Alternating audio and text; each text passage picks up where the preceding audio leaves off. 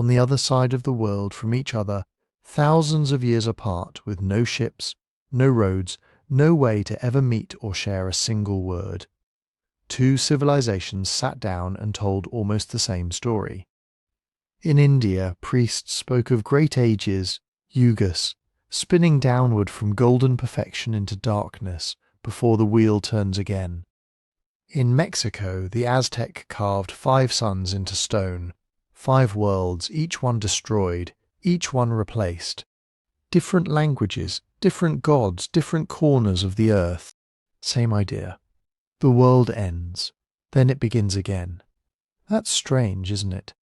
Not just strange, almost impossible to explain away as coincidence.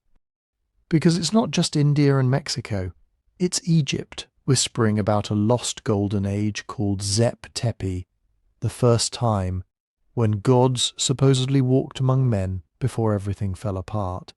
It's Norse skalds describing Ragnarok, a final battle where the world burns and drowns, only for a new green earth to rise quietly from the water afterward. It's flood stories, hundreds of them, from cultures that never had contact with each other, all describing the same kind of ending. Water, judgment, survivors, a fresh start. So here's the question I want you to sit with tonight as you drift off. What if these aren't just myths? What if they're memories distorted by thousands of years of retelling, but pointing at something real? Something that actually happened, over and over again.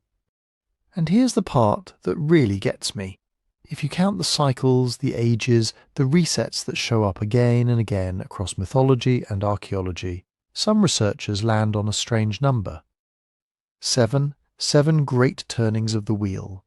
7 risings and fallings of human civilization, which raises an uncomfortable little thought to carry with you as you fall asleep tonight. What if we're not at the beginning of something? What if we're living inside the 7th? Tonight, we're going somewhere different. We're going to drift through the myths of ancient India, the ruins of Aztec Mexico, the silence of Egypt's earliest records. We're going to stand in our imagination at Göbekli Tepe, a temple older than agriculture itself, built by people history says shouldn't have been capable of building anything at all. We're going to walk through the empty streets of the Indus Valley, a civilization so advanced, so mysterious, that it simply vanished, leaving barely a whisper behind. We'll wander the collapsed palaces of the Bronze Age, the fallen columns of Rome, the abandoned temples of the Maya. Different times, different people, somehow the same pattern. This is a long one tonight, a slow one, perfect for the kind of night where you want your mind to wander gently through deep time instead of racing through tomorrow's to-do list. So get comfortable, settle in, let your eyes get heavy whenever they're ready to. And hey, if you're listening to this in bed right now, I'd genuinely love to know where in the world you are and what time it is for you. I check the comments more than I probably should, and there's something oddly comforting about seeing London at 2 a.m, Sydney just waking up, Toronto right in the middle of a quiet Tuesday night, all at once, all listening to the same slow story about the deep past. If you want to support these long, slow histories, the easiest way is just to follow the show on Spotify. Links down in the description. Costs nothing, takes 2 seconds, and it genuinely helps more than you'd think. Alright, let's start at the very beginning of this pattern. Not with facts and dates just yet, but with something older than facts. An idea. The idea that time itself, that history itself, doesn't move in a straight line at all. Most of us, without ever really thinking about it, carry around a very particular idea of history in our heads. We imagine it as a line, a long, straight arrow moving in one direction. Somewhere far behind us there are caves and campfires and people banging rocks together.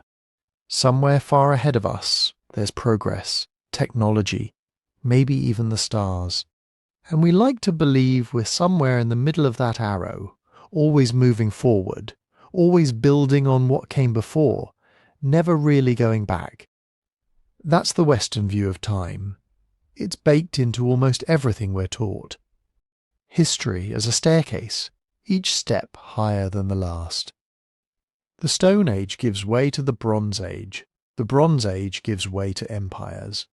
Empires give way to nations. Nations give way to us. It's comforting in a way. It suggests that whatever mistakes were made along the way, we're still climbing. Still improving, still moving towards something better. But here's the thing. That's not how most of human history actually understood time at all. If you travel back a few thousand years into the temples of India, the courts of ancient China, the pyramids of Egypt, the halls of the Aztec priests, the fire-lit gatherings of the Norse, you would find almost none of them thinking about time the way we do. Almost none of them saw history as a straight line heading somewhere new. Instead, again and again, in cultures that had no contact with each other, no shared language, no shared gods, you find the same strange idea surfacing. Time is a circle. Time is a wheel. History doesn't march forward forever. It turns, and when it turns far enough, it comes back around to where it started, except changed, aged, worn down, ready to begin again. They didn't think in terms of centuries or decades the way we do. They thought in terms of ages, worlds. Some cultures called them Yugas. Some called them suns. Some just called them ages of man. Golden, silver, bronze, iron. Each one a little further from some original perfection. But the shape of the idea was almost always the same. A world rises. It flourishes. It reaches some kind of peak. Wisdom, abundance, closeness to the gods. However, each culture imagined that peak. And then, slowly or suddenly, it falls apart. It ends. Sometimes in fire, sometimes in flood. Sometimes just in a long, quiet fading into forgetfulness. And then, after the ending, after some period of darkness or silence, a new world begins. Different people, perhaps, different gods, perhaps. But the same basic shape, the same rise and fall, playing out all over again. It's worth pausing on that for a moment, here in the quiet of the night. Ending and beginning as a wheel, not a line. Not a staircase you climb once and leave behind, but a cycle you move through again and again, forgetting, most of the time, that you've been through it before. So where does an idea like that come from? Why would so many unrelated cultures, separated by oceans and mountains and thousands of years, all land on the same basic vision of time? Maybe the answer is simpler than it first seems. Maybe they were just watching the world around them, closely, patiently, for a very long time. Think about what an ancient farmer, or an ancient priest, or an ancient stargazer would have actually seen with their own eyes, generation after generation. The seasons themselves are a cycle. Spring rises out of the dead of winter. Summer flourishes. Autumn withers. Winter falls, cold and silent, and everything seems for a while to have ended. And then, somehow, spring comes again. The fields that looked dead put out green shoots once more. The cycle completes itself and begins again, exactly as it did the year before, and the year before that. Rivers do the same thing on a longer scale. The Nile flooded every single year, drowning the land in dark water, and then receding to leave behind rich black soil, perfect for planting. Destruction and renewal arriving together, inseparable from each other, like two halves of the same breath. It's not hard to imagine Egyptian farmers watching this happen year after year after year, beginning to suspect that maybe all of existence worked the same way.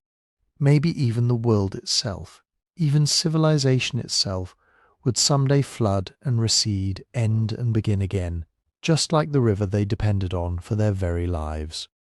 And then there's the sky. The moon dies and is reborn every month, disappearing into darkness and returning as a sliver of light. The stars themselves seem to circle slowly overhead, wheeling around a fixed point, night after night, year after year. Ancient astronomers, watching patiently for generations, noticed even longer cycles, certain stars rising in certain places, only once every few hundred or even few thousand years. Slow, majestic wobbles in the sky that we now understand as the precession of the equinoxes, the Earth's axis tracing its own enormous circle over roughly 26,000 years. To us, a strange bit of astronomical trivia. To them, perhaps, proof. Proof that time itself moved in vast, repeating circles, some small enough to fit inside a single year, some so large they could only be guessed at across many, many human lifetimes. If you live inside a world defined by cycles like these, seasons, floods, moons, stars, it starts to make a certain kind of sense that you'd expect civilization to follow the same pattern. Why would kingdoms and empires be any different from rivers and seasons and stars? Why would human history be the one exception to the deep, repeating rhythm of everything else in the natural world? That, perhaps, is where cyclical time was born. Not as pure superstition, but as a kind of pattern recognition. Ancient people looking at the world around them and drawing the most reasonable conclusion available. Everything ends. Everything returns. Why would we be any different? Tonight, we're going to slowly wander through some of the clearest examples of this idea. One civilization at a time, letting each one settle in before moving to the next. We'll drift into ancient India, where priests and poets describe the 4 Yugas, ages sliding gradually downward from a golden age of truth and virtue, into darker, more troubled times before the wheel turns, and a new golden age begins far in the future. We'll cross the ocean, in our imagination at least, to Mesoamerica, where the Aztec people believed the world had already been created and destroyed 4 times before their own age. The 5th sun, each previous world ending in a different kind of catastrophe, jaguars, wind, fire, flood. We'll return to Egypt and linger a little longer this time in the shadowy edges of Tepi. The first time, a distant golden age the Egyptians themselves considered ancient history, a memory of a world that existed before the world they knew. We'll sit by an imagined fire with the old Norse storytellers, describing Ragnarok, the twilight of the gods, a final battle and flood that destroys almost everything, followed by a quiet, green, renewed earth rising up out of the water afterward. And we'll travel to ancient China as well, where dynasties themselves were understood to rise and fall according to something called the mandate of heaven. Each ruling family granted heaven's favour for a time, only to lose it eventually through corruption or weakness, clearing the way for the next dynasty to rise in its place. An entire system of government built quite literally around the expectation of cyclical collapse and renewal. 5 very different cultures, 5 very different sets of gods, symbols and stories. And yet, threaded through nearly all of them, one particular number keeps appearing, quietly, persistently, almost as if it's trying to get our attention. 7. 7 ages, 7 suns, 7 cycles of rising and falling. We'll come back to that number more than once tonight, turning it over slowly, the way you might turn a strange stone over in your palm before sleep. Not entirely sure why it feels important, only sure that it does. For now, let's simply sit with this one idea, gently, before we move forward into the details. That long before anyone wrote history down as a straight line, marching toward progress, most of humanity imagined it instead as a wheel, rising, falling, ending, beginning again. Let's go now and listen more closely to one of the oldest versions of that wheel ever recorded, spinning slowly in the ancient religious imagination of India. In the ancient religious imagination of India, time doesn't crawl forward in a straight line. It spirals, it breathes, it moves through vast sweeping ages called Yugas, each one a slow descent from light into shadow. before the wheel turns and the whole magnificent cycle begins again, far off in the depths of a future we can barely imagine. There are 4 yugas, and together they form a single rotation of the cosmic wheel, a period called a Mahayuga. Each one is shorter than the one before it, not just in duration but in substance, in weight, in the very quality of human experience. The first is the Satya Yuga, sometimes called the Krita Yuga, the Age of Truth. It stretches across an immense span of time, nearly 5,000 years by some traditional counts, though the ancient texts measure it in divine years, each one equal to hundreds of human years. In the Satya Yuga, the world is whole. Human beings are honest, generous, wise. They don't need laws because they naturally follow what is right. They don't need temples because the divine is felt everywhere, present in every breath and every tree. Disease is rare. Conflict is almost unknown. People live long, peaceful lives, and when they die gently, like a candle giving up its last soft glow. It's a vision of existence that feels almost impossible from where we stand now, like a rumour of a country where the rain always falls gently and the harvest never fails. But the ancient Indian sages insisted it was real. Not a metaphor, not a wish, a memory of something that had actually happened long ago at the very beginning of the cycle. Then comes the Treta Yuga, the second age. It's a little shorter than the first, a little less bright.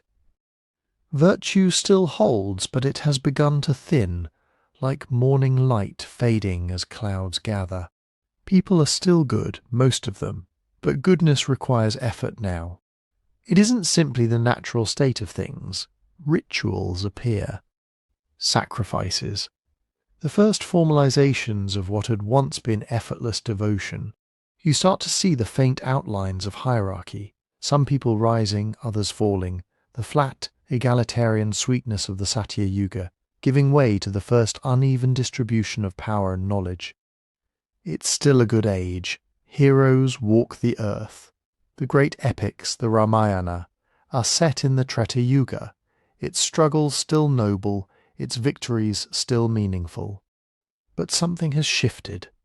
The world is no longer self-sustaining in its goodness. It needs structure, rules, reinforcement. The first cracks have appeared, thin as spider silk, almost invisible, but there. Next is the Dvapara Yuga. The decline accelerates. The age is shorter again, half the length of the first. Virtue exists, but it's diminished, mixed now with its opposites. Good and evil coexist as equal forces, pulling at the world from opposite directions. People still know the truth, but they also know how to deceive. They still practice devotion, but they also practice manipulation. Disease becomes common, wars become frequent, knowledge begins to fragment. Where the Satya Yuga knew unity, and the Treta Yuga knew hierarchy, the Dvapara Yuga knows division. The world is split in two, mind and body, spirit and matter, truth and falsehood, and human beings spend their lives navigating the tension between them. The Mahabharata, that vast, tangled epic of kings and warriors and devastating family conflict, belongs to the Dvapara Yuga. Its world is complicated, its moral choices are painful, its heroes are flawed, and its ending is catastrophic, a great war that kills millions and leaves the earth broken and grieving. And then, finally, we arrive where we are now. The Kali Yuga, the age of conflict, the age of forgetting. The ancient texts describe it with unsettling precision. In the Kali Yuga, virtue holds by only a quarter, a thin, fragile thread compared to the fullness of the Satya Yuga. People become short-lived, disease is rampant, leaders are corrupt. Wealth becomes the only measure of worth, families fracture, communities dissolve, the sacred is forgotten, or worse, commodified, turned into a tool for personal gain, rather than a doorway to something larger than the self. The world narrows. People's horizons shrink to the immediate, the material, the selfish. They stop remembering that anything exists beyond their own appetites and fears. The Kali Yuga is the shortest of the 4 ages, but paradoxically it may also be the most concentrated. Everything accelerates, everything intensifies. The decline isn't slow anymore. It's rapid, visible, undeniable. You can watch it happening around you year by year, generation by generation, if you know what to look for. And yet, even within the Kali Yuga, the tradition holds a strange, quiet hope. The decline is not final. It is not the end of the story. It is merely the lowest point on the wheel, the moment just before the turn. Because after the Kali Yuga reaches its darkest extreme, something happens. A dissolution, a sweeping away. The texts call it pralaya. Pralaya is not simply destruction. It is cosmic dissolution, the wiping clean of the board, the return of all things to their source, the unmanifested state from which the next cycle will emerge. Sometimes pralaya comes as flood, sometimes as fire. Sometimes as a slow, quiet fading, the world simply wearing out, like a garment threadbare from too many seasons. But the shape of the idea remains the same. The old world ends, completely, thoroughly, not partially, not with fragments surviving to rebuild, but totally, a return to the formless, the void, the silence before the first word of creation is spoken again. And then from that silence, a new Satya Yuga dawns. The wheel completes its rotation. The Golden Age returns, not because human beings have earned it or learned from their mistakes, but because the cycle itself demands it. Light follows darkness as inevitably as spring follows winter. What's remarkable about this system is not just the mythology, it's the mathematics. The ancient Indian astronomers and timekeepers didn't leave these ages vague or poetic. They calculated them, precisely, with numbers that stretch beyond anything most modern minds comfortably hold. A single Mahayuga, one complete cycle of 4 ages, lasts roughly 4,320,000 human years. And a Mahayuga is just one unit within a larger cycle called a kalpa, which spans 4,320,000,000 years. A kalpa, in turn, is merely one day in the life of Brahma, the creator god, whose entire lifespan stretches across more than 300 trillion years, each one containing 1,000 kalpas, each kalpa containing 1,000 Mahayugas, each Mahayuga containing the same 4-fold descent from truth into conflict and back again. These aren't random numbers, they're connected to astronomical observations, to the movements of planets and stars, to the same slow processional wobble we mentioned earlier, that 26,000-year cycle ancient stargazers tracked in the shifting positions of the heavens. The Yuga system at its core may be an attempt to map human moral and spiritual experience onto the vast observable rhythms of the cosmos itself, linking the small, intimate struggles of individual lives to the enormous, indifferent wheeling of the universe. How did they arrive at these scales? We don't entirely know. The precision is startling, suggesting either a very long tradition of careful astronomical record-keeping or a mathematical framework inherited from somewhere, or someone we no longer remember. Either way, the vision is clear. Time is not small. It is not brief. It does not belong to us alone. We are one turn of the wheel, one descent from light into shadow. One brief, troubled age within an inconceivably larger pattern of endings and beginnings.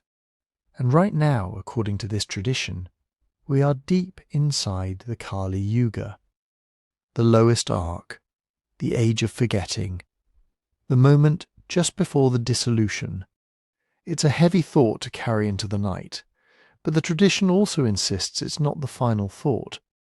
The wheel turns, it always turns, And somewhere, far ahead, beyond the darkness we're living through now, another Satya Yuga waits. Not as a reward, not as a rescue, simply as the next inevitable movement of the same ancient cycle that has been spinning since before anyone can remember. Let that settle for a moment. The sheer scale of it, the patience it implies, the way it places our current struggles inside a frame so large they almost disappear. And then, when you're ready, let's cross the ocean and listen to another culture describe the same basic rhythm, this time not as a smooth descent, but as a series of violent, world-shattering catastrophes, each one wiping the slate clean for the next attempt. The Aztecs called them suns. 5 so far. And they believed the one we're living under now, the 5th, would also end.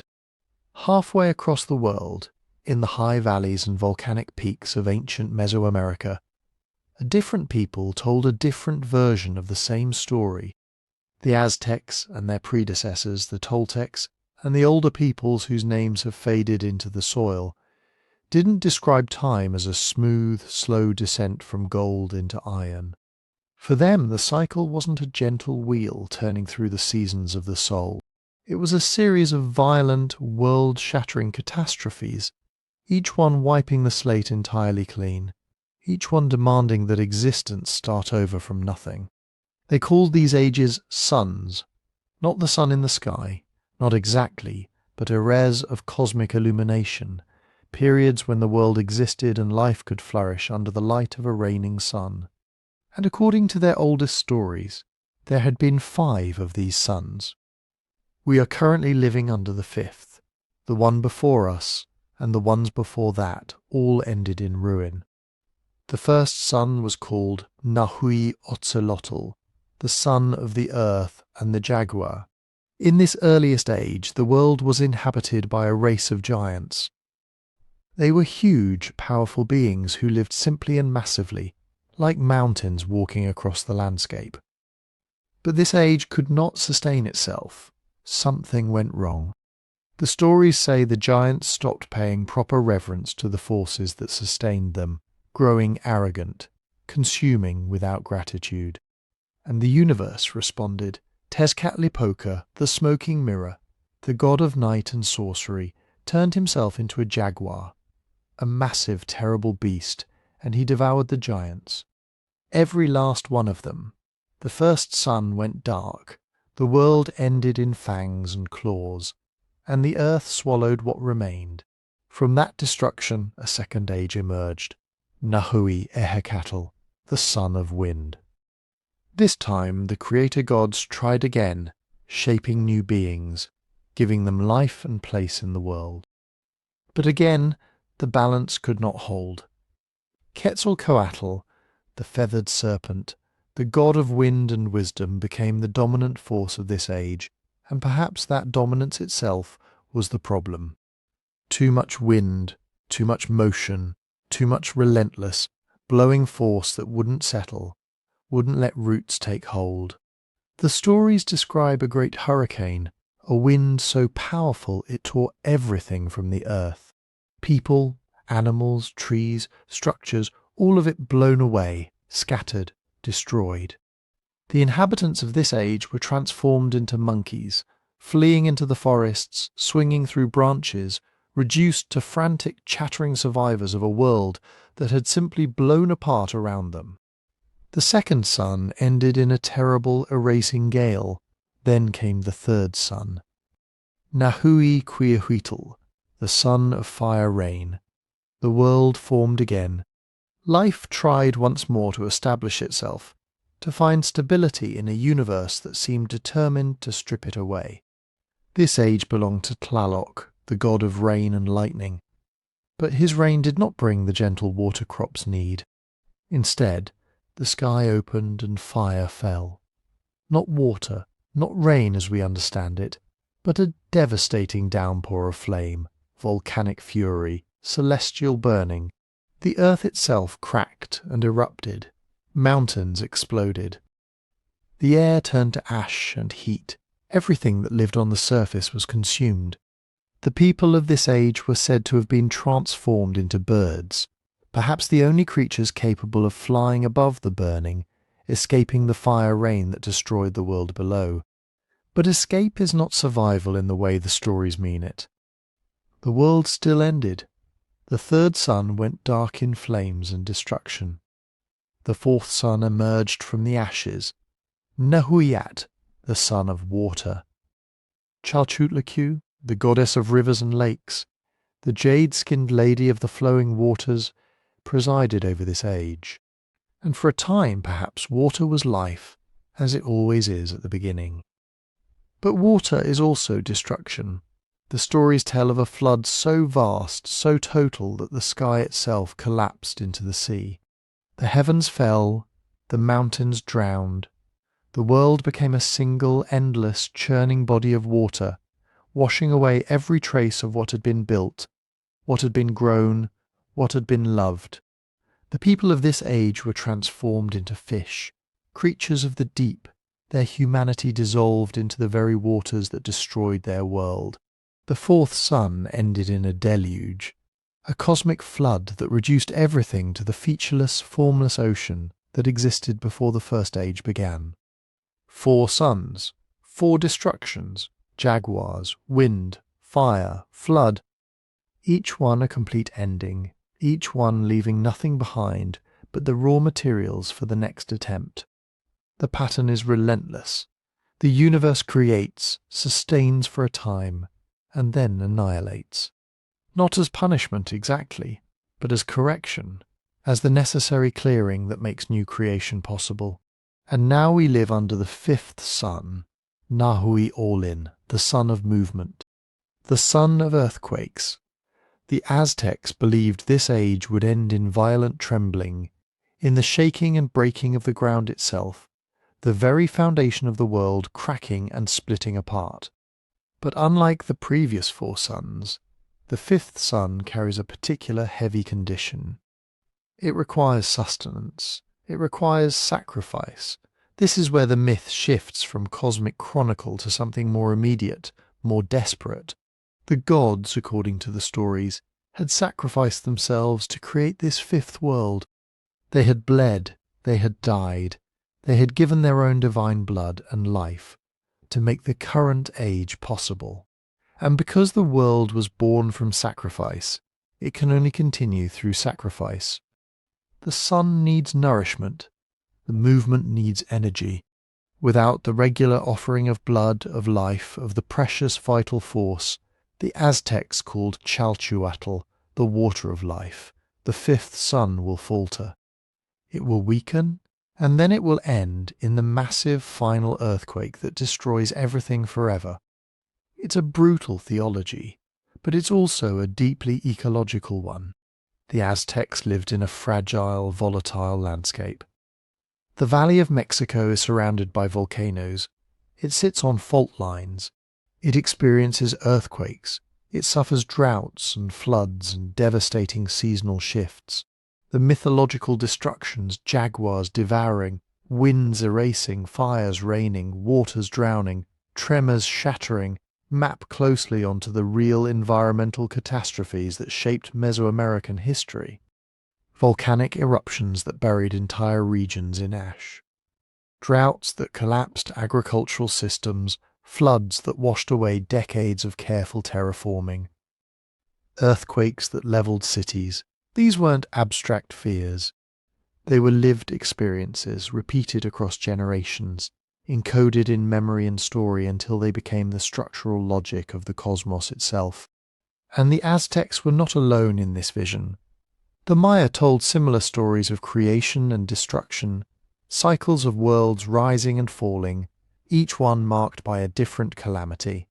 The Popol Vuh, the sacred book of the Quiché Maya, describes gods creating humanity multiple times, first from mud, then from wood, each attempt failing, each version of humans falling short, being destroyed, being unmade, before the gods finally succeed with corn, with maize, the substance that becomes the foundation of Mesoamerican life.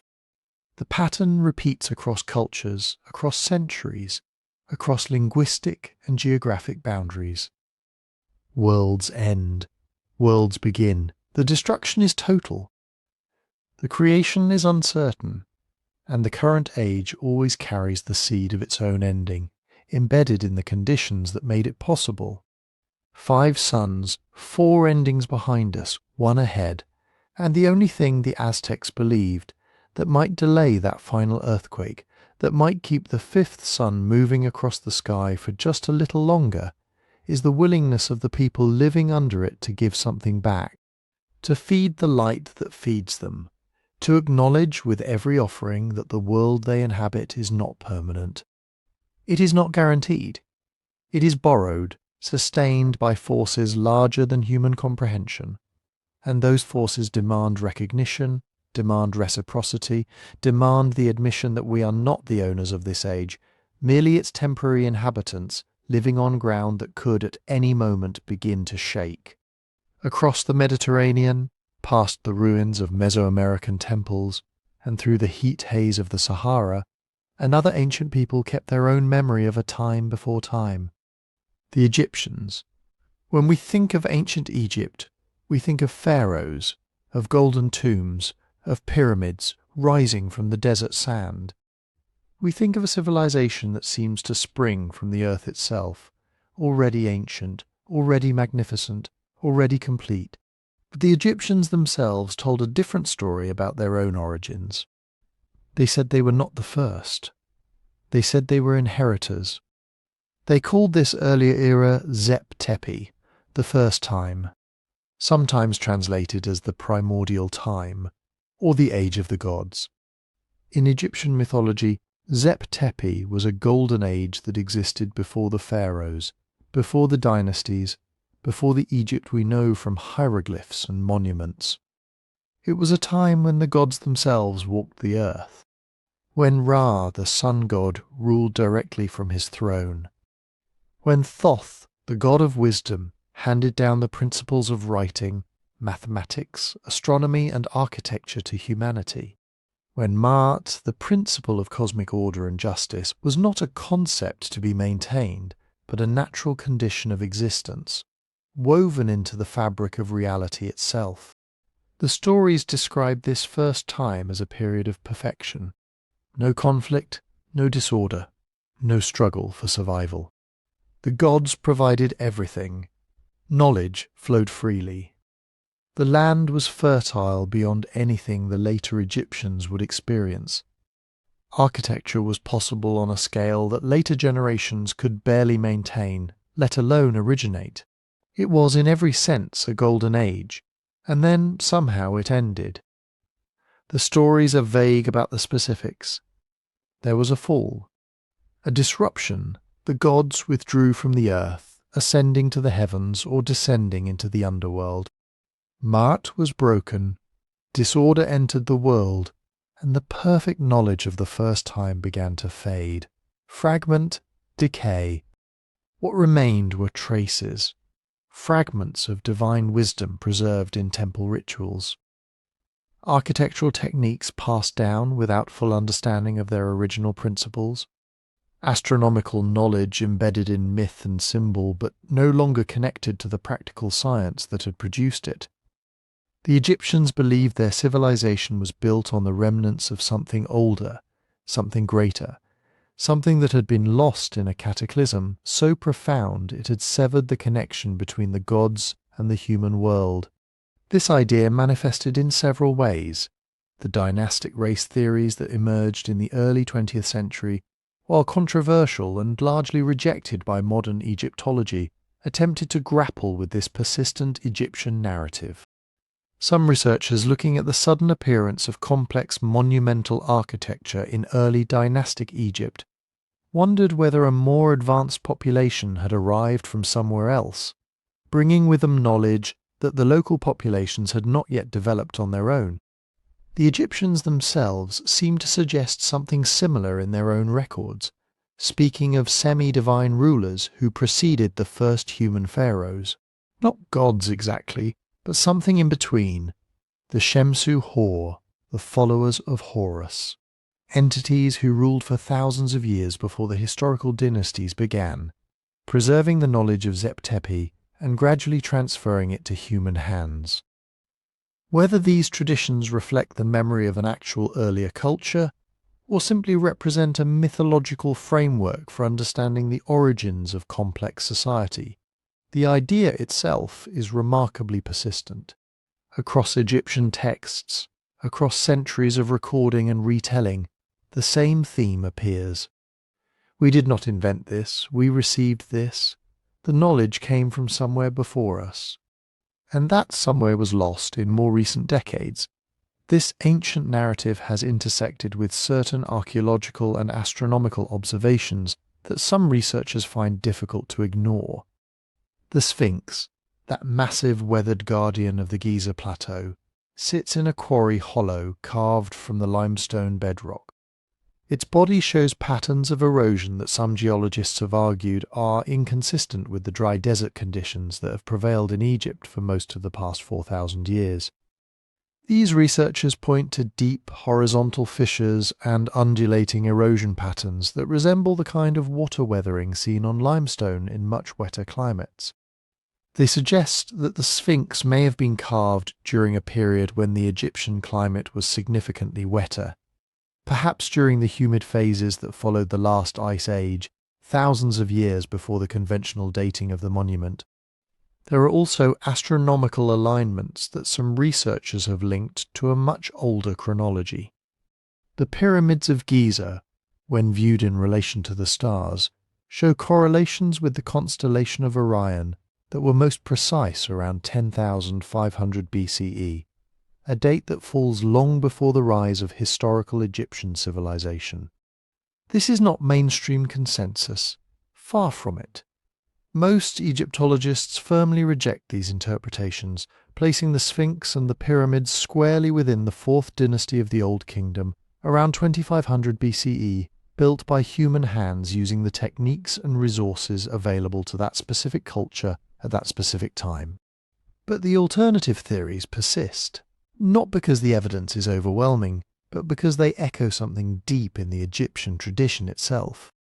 The insistence that knowledge was inherited, the memory of a first time, the sense that something was lost before the historical record begins. Whether Tepi reflects the actual memory of an earlier civilization that flourished and collapsed in the deep past, or whether it represents a mythological expression of the universal human sense that the present is always built on foundations we cannot fully see, the pattern remains. Another culture, another story of a golden age, another narrative of loss and inheritance. Another thread in the same woven fabric that connects the Hindu Yugas to the Aztec Suns, and that will connect again and again as we continue to follow this pattern through the ages. And then there is the most famous lost civilization of all, the one that has captured the Western imagination for over 2,000 years, the one that sits at the exact intersection of myth and history, memory and metaphor, and refuses to be resolved into either category alone. Atlantis, when we hear the name, most of us picture something from a storybook. A glittering island city surrounded by concentric rings of water and land. Advanced technology, strange architecture, a society that somehow feels both ancient and futuristic at the same time. This image comes to us primarily from one source, 2 dialogues written by the Greek philosopher Plato around 360 BCE, the Timaeus and the Critias. And what Plato actually describes in those texts is far stranger and far more specific than most people realize. In the Timaeus, Plato introduces the story through a character named Critias, who claims to be recounting a tale passed down through his family. The original source, he says, was the great lawgiver Solon, who had travelled to Egypt around 600 BCE and heard the story from priests in the city of Sais.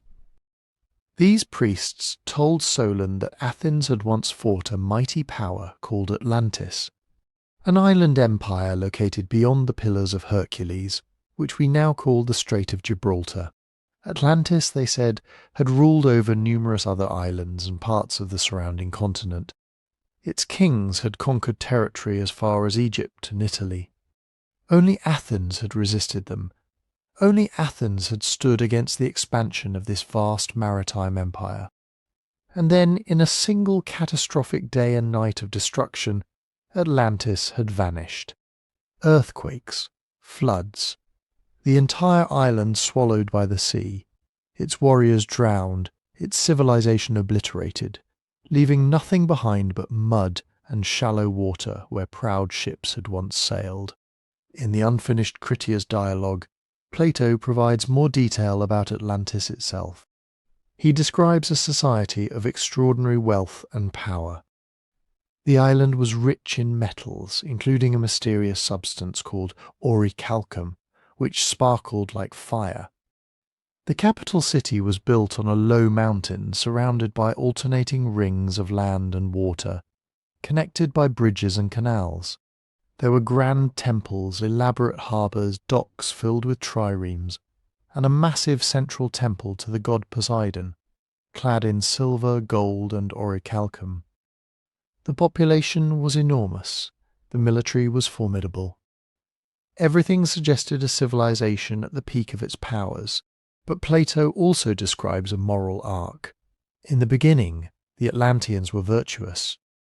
They lived simply, valued wisdom over wealth, and followed the divine principles laid down by their ancestors. Over generations, though, something changed. Their divine portion faded. They became corrupt, greedy, imperialistic. They pursued power and luxury instead of virtue and justice. They enslaved other peoples. They lost sight of what made them great, and the gods, seeing this decline, decided to punish them. Zeus called a council of the gods, and what followed was the Cataclysm, the destruction that wiped Atlantis from the earth. Now, here is the question that has haunted scholars, adventurers, and dreamers for millennia. Was Plato describing a real place? Or was he inventing a philosophical fiction?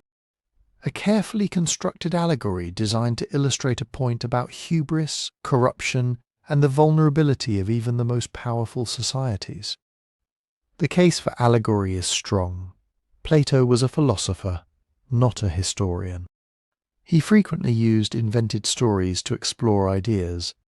The structure of the Atlantis narrative mirrors Plato's political philosophy almost exactly.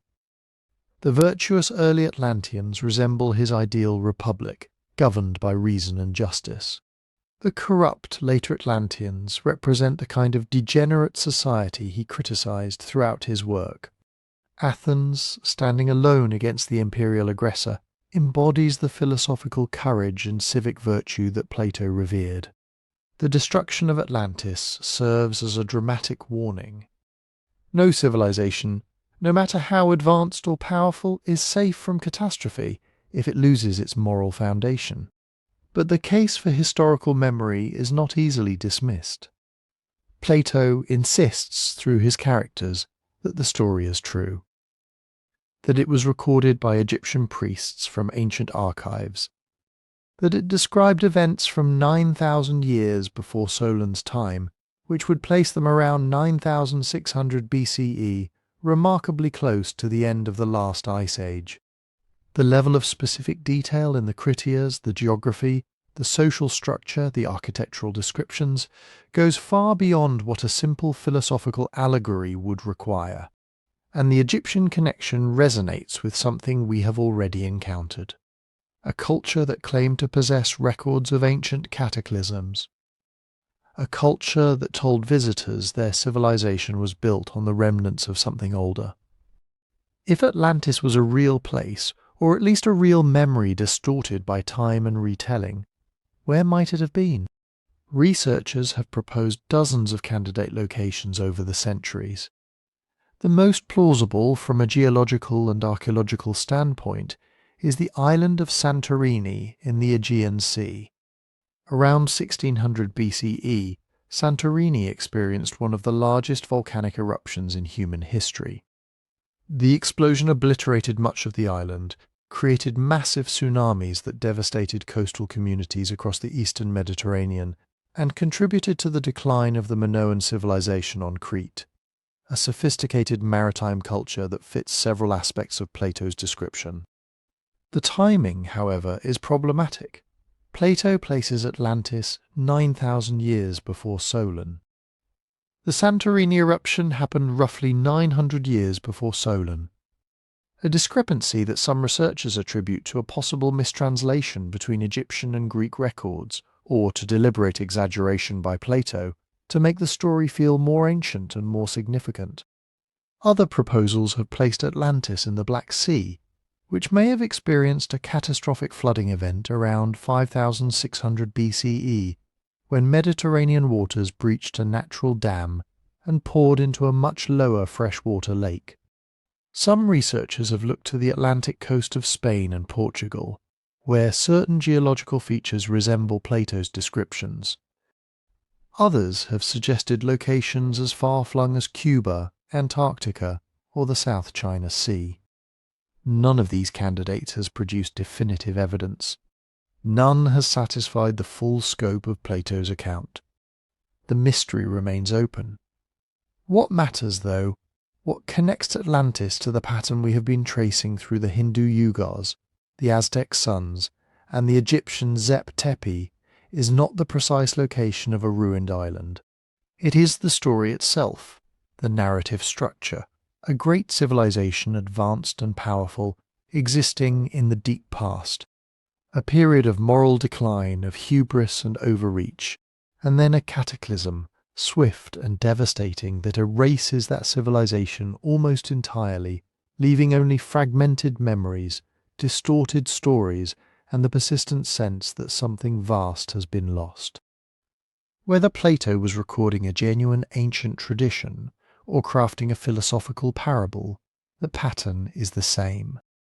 The same arc we see in every myth of cyclical time: rise, flourishing, corruption, cataclysm, loss, and the faint, haunting possibility that what was destroyed might one day be recovered or might instead be repeated. And then there is the most widespread pattern of them all, not confined to one philosophy, one religion, or one region, but scattered across the entire earth like footprints left by something immense and forgotten. The flood. Every culture, it seems, carries within its deepest traditions a story of water destroying the world. Not just a few cultures, not just the ones we might expect. Nearly every single one, from the mountains of the Andes to the islands of the Pacific, from the frozen tundra of Siberia to the rainforests of Southeast Asia. People who had no contact with one another, who spoke unrelated languages, who had never seen each other's faces, all preserved the same essential narrative. A great deluge, a world drowned, a few survivors clinging to something that floats, and then, slowly, a new beginning. We all know the most famous version.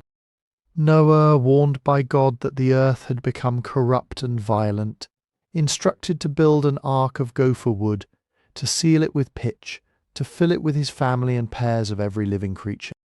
The rain falls for 40 days and 40 nights. The waters cover even the highest mountains. Every living thing outside the ark perishes. And when the flood finally recedes, Noah releases a dove, a raven, a swallow. The dove returns with an olive leaf. The earth is ready for renewal. God makes a covenant, marked by the rainbow, never to destroy the world by water again. This story is so deeply embedded in Western consciousness that most people assume it is unique to the biblical tradition. But it is not even close. 4,000 years before the Hebrew Bible was compiled, the Sumerians were telling almost exactly the same story. In the Epic of Gilgamesh, one of the oldest surviving works of literature in human history, a character named Utnapishtim recounts how the gods decided to destroy humanity in a great flood. The god Ea, friendly to humankind, secretly warns Utnapishtim, tells him to tear down his house and build a boat, to abandon his possessions and save his life, to load the vessel with the seed of all living things. The storm comes. It is terrifying. The gods themselves are frightened by what they have unleashed. For 6 days and 7 nights, the winds howl and the waters rise. On the seventh day the flood subsides. Utnapishtim opens a hatch. The world is silent, destroyed. He releases a dove, then a swallow, then a raven. The raven does not return, finding dry land. Utnapishtim and his wife survive. They are granted eternal life by the gods. The parallels with Noah are so extensive that scholars have debated for centuries whether the biblical account borrowed directly from the Mesopotamian tradition, or whether both drew from an even older shared source.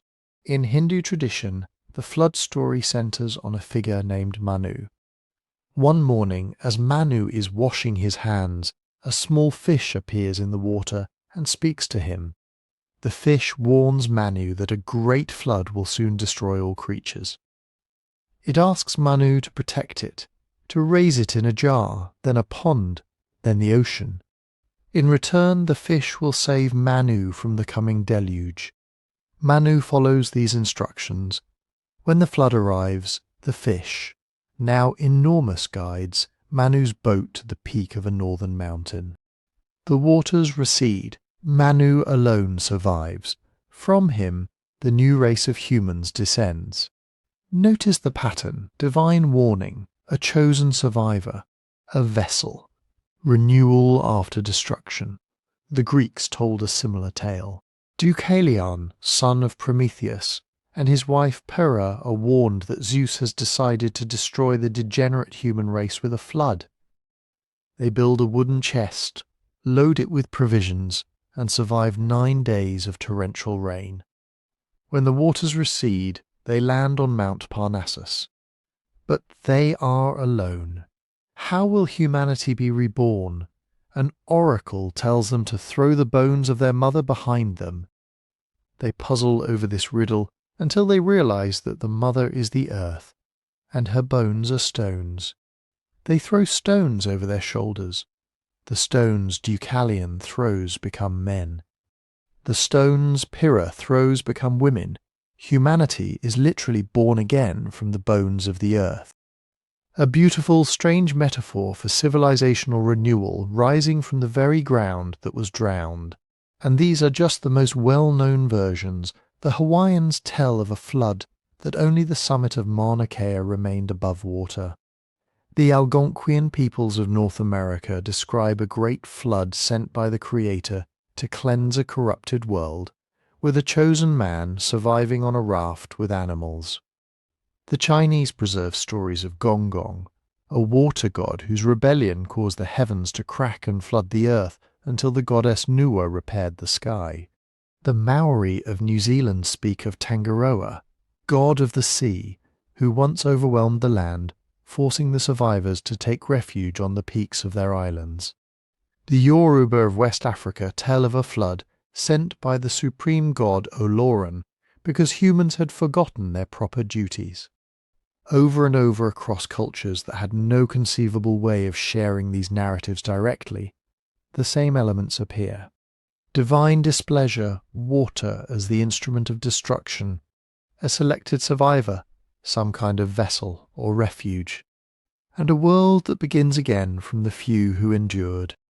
Why floods specifically? Why water rather than fire, earthquake, or plague? One theory points to ancestral memory.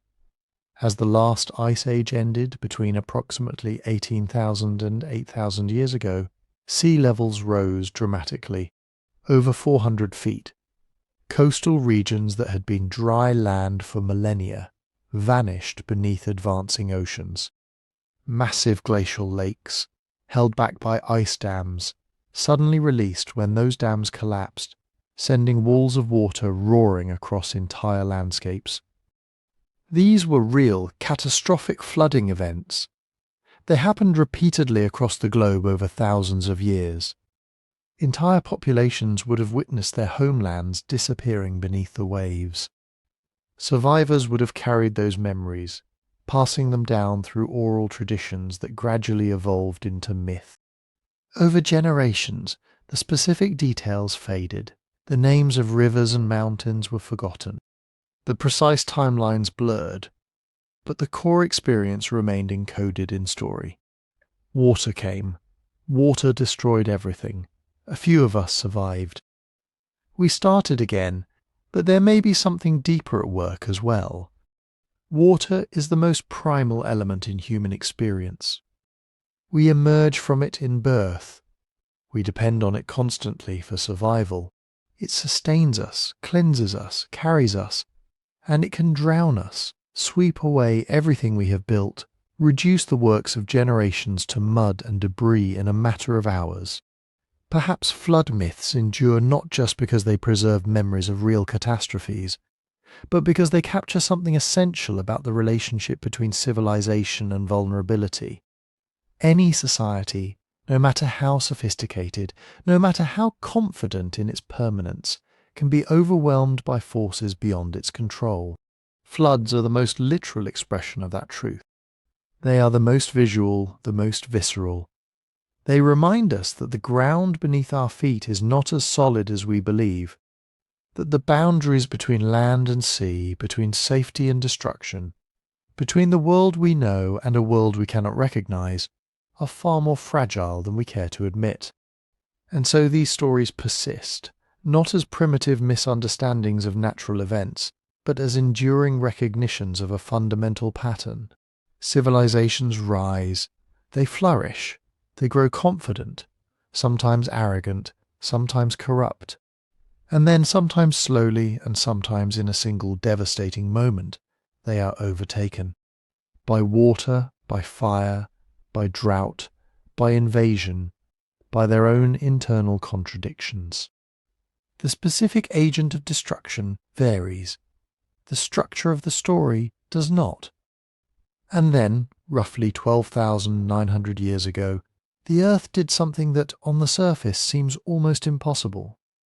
After slowly, painstakingly emerging from the grip of a massive ice age, after watching the great glaciers retreat mile by mile, after seeing the seas rise and the landscape transform from frozen tundra to flourishing grassland, the planet simply stopped warming. It didn't just pause, it violently reversed. Within a generation, perhaps even less, global temperatures plummeted.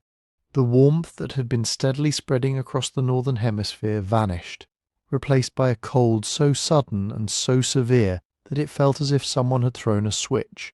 Ice sheets that had been melting for thousands of years began advancing again.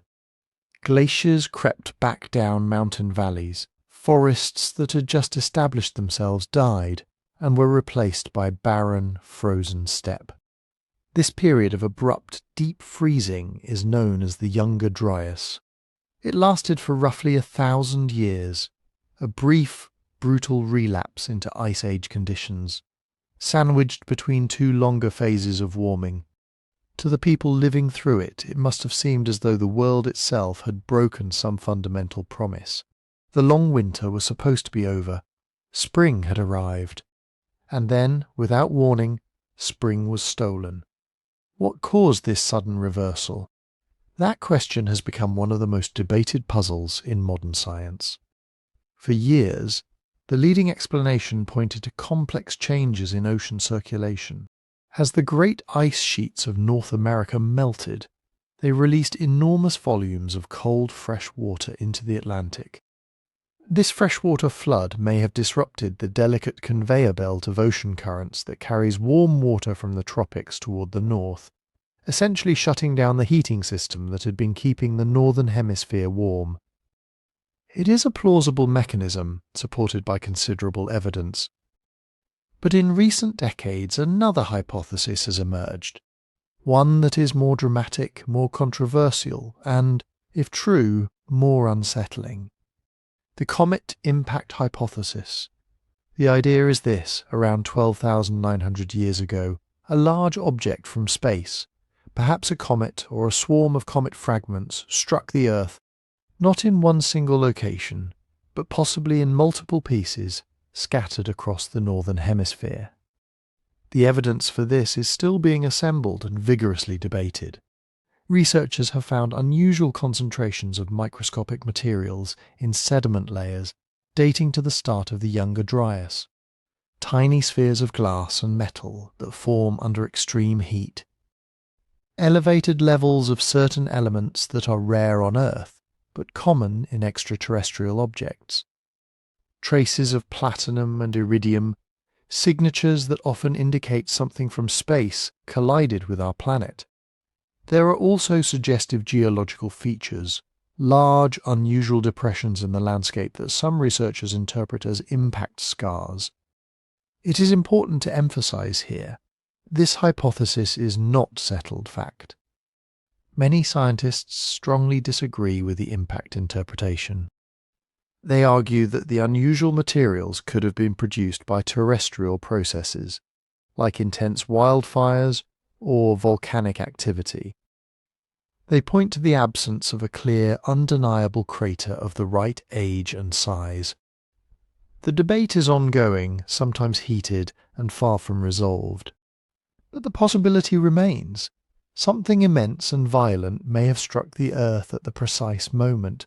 The climate suddenly flipped.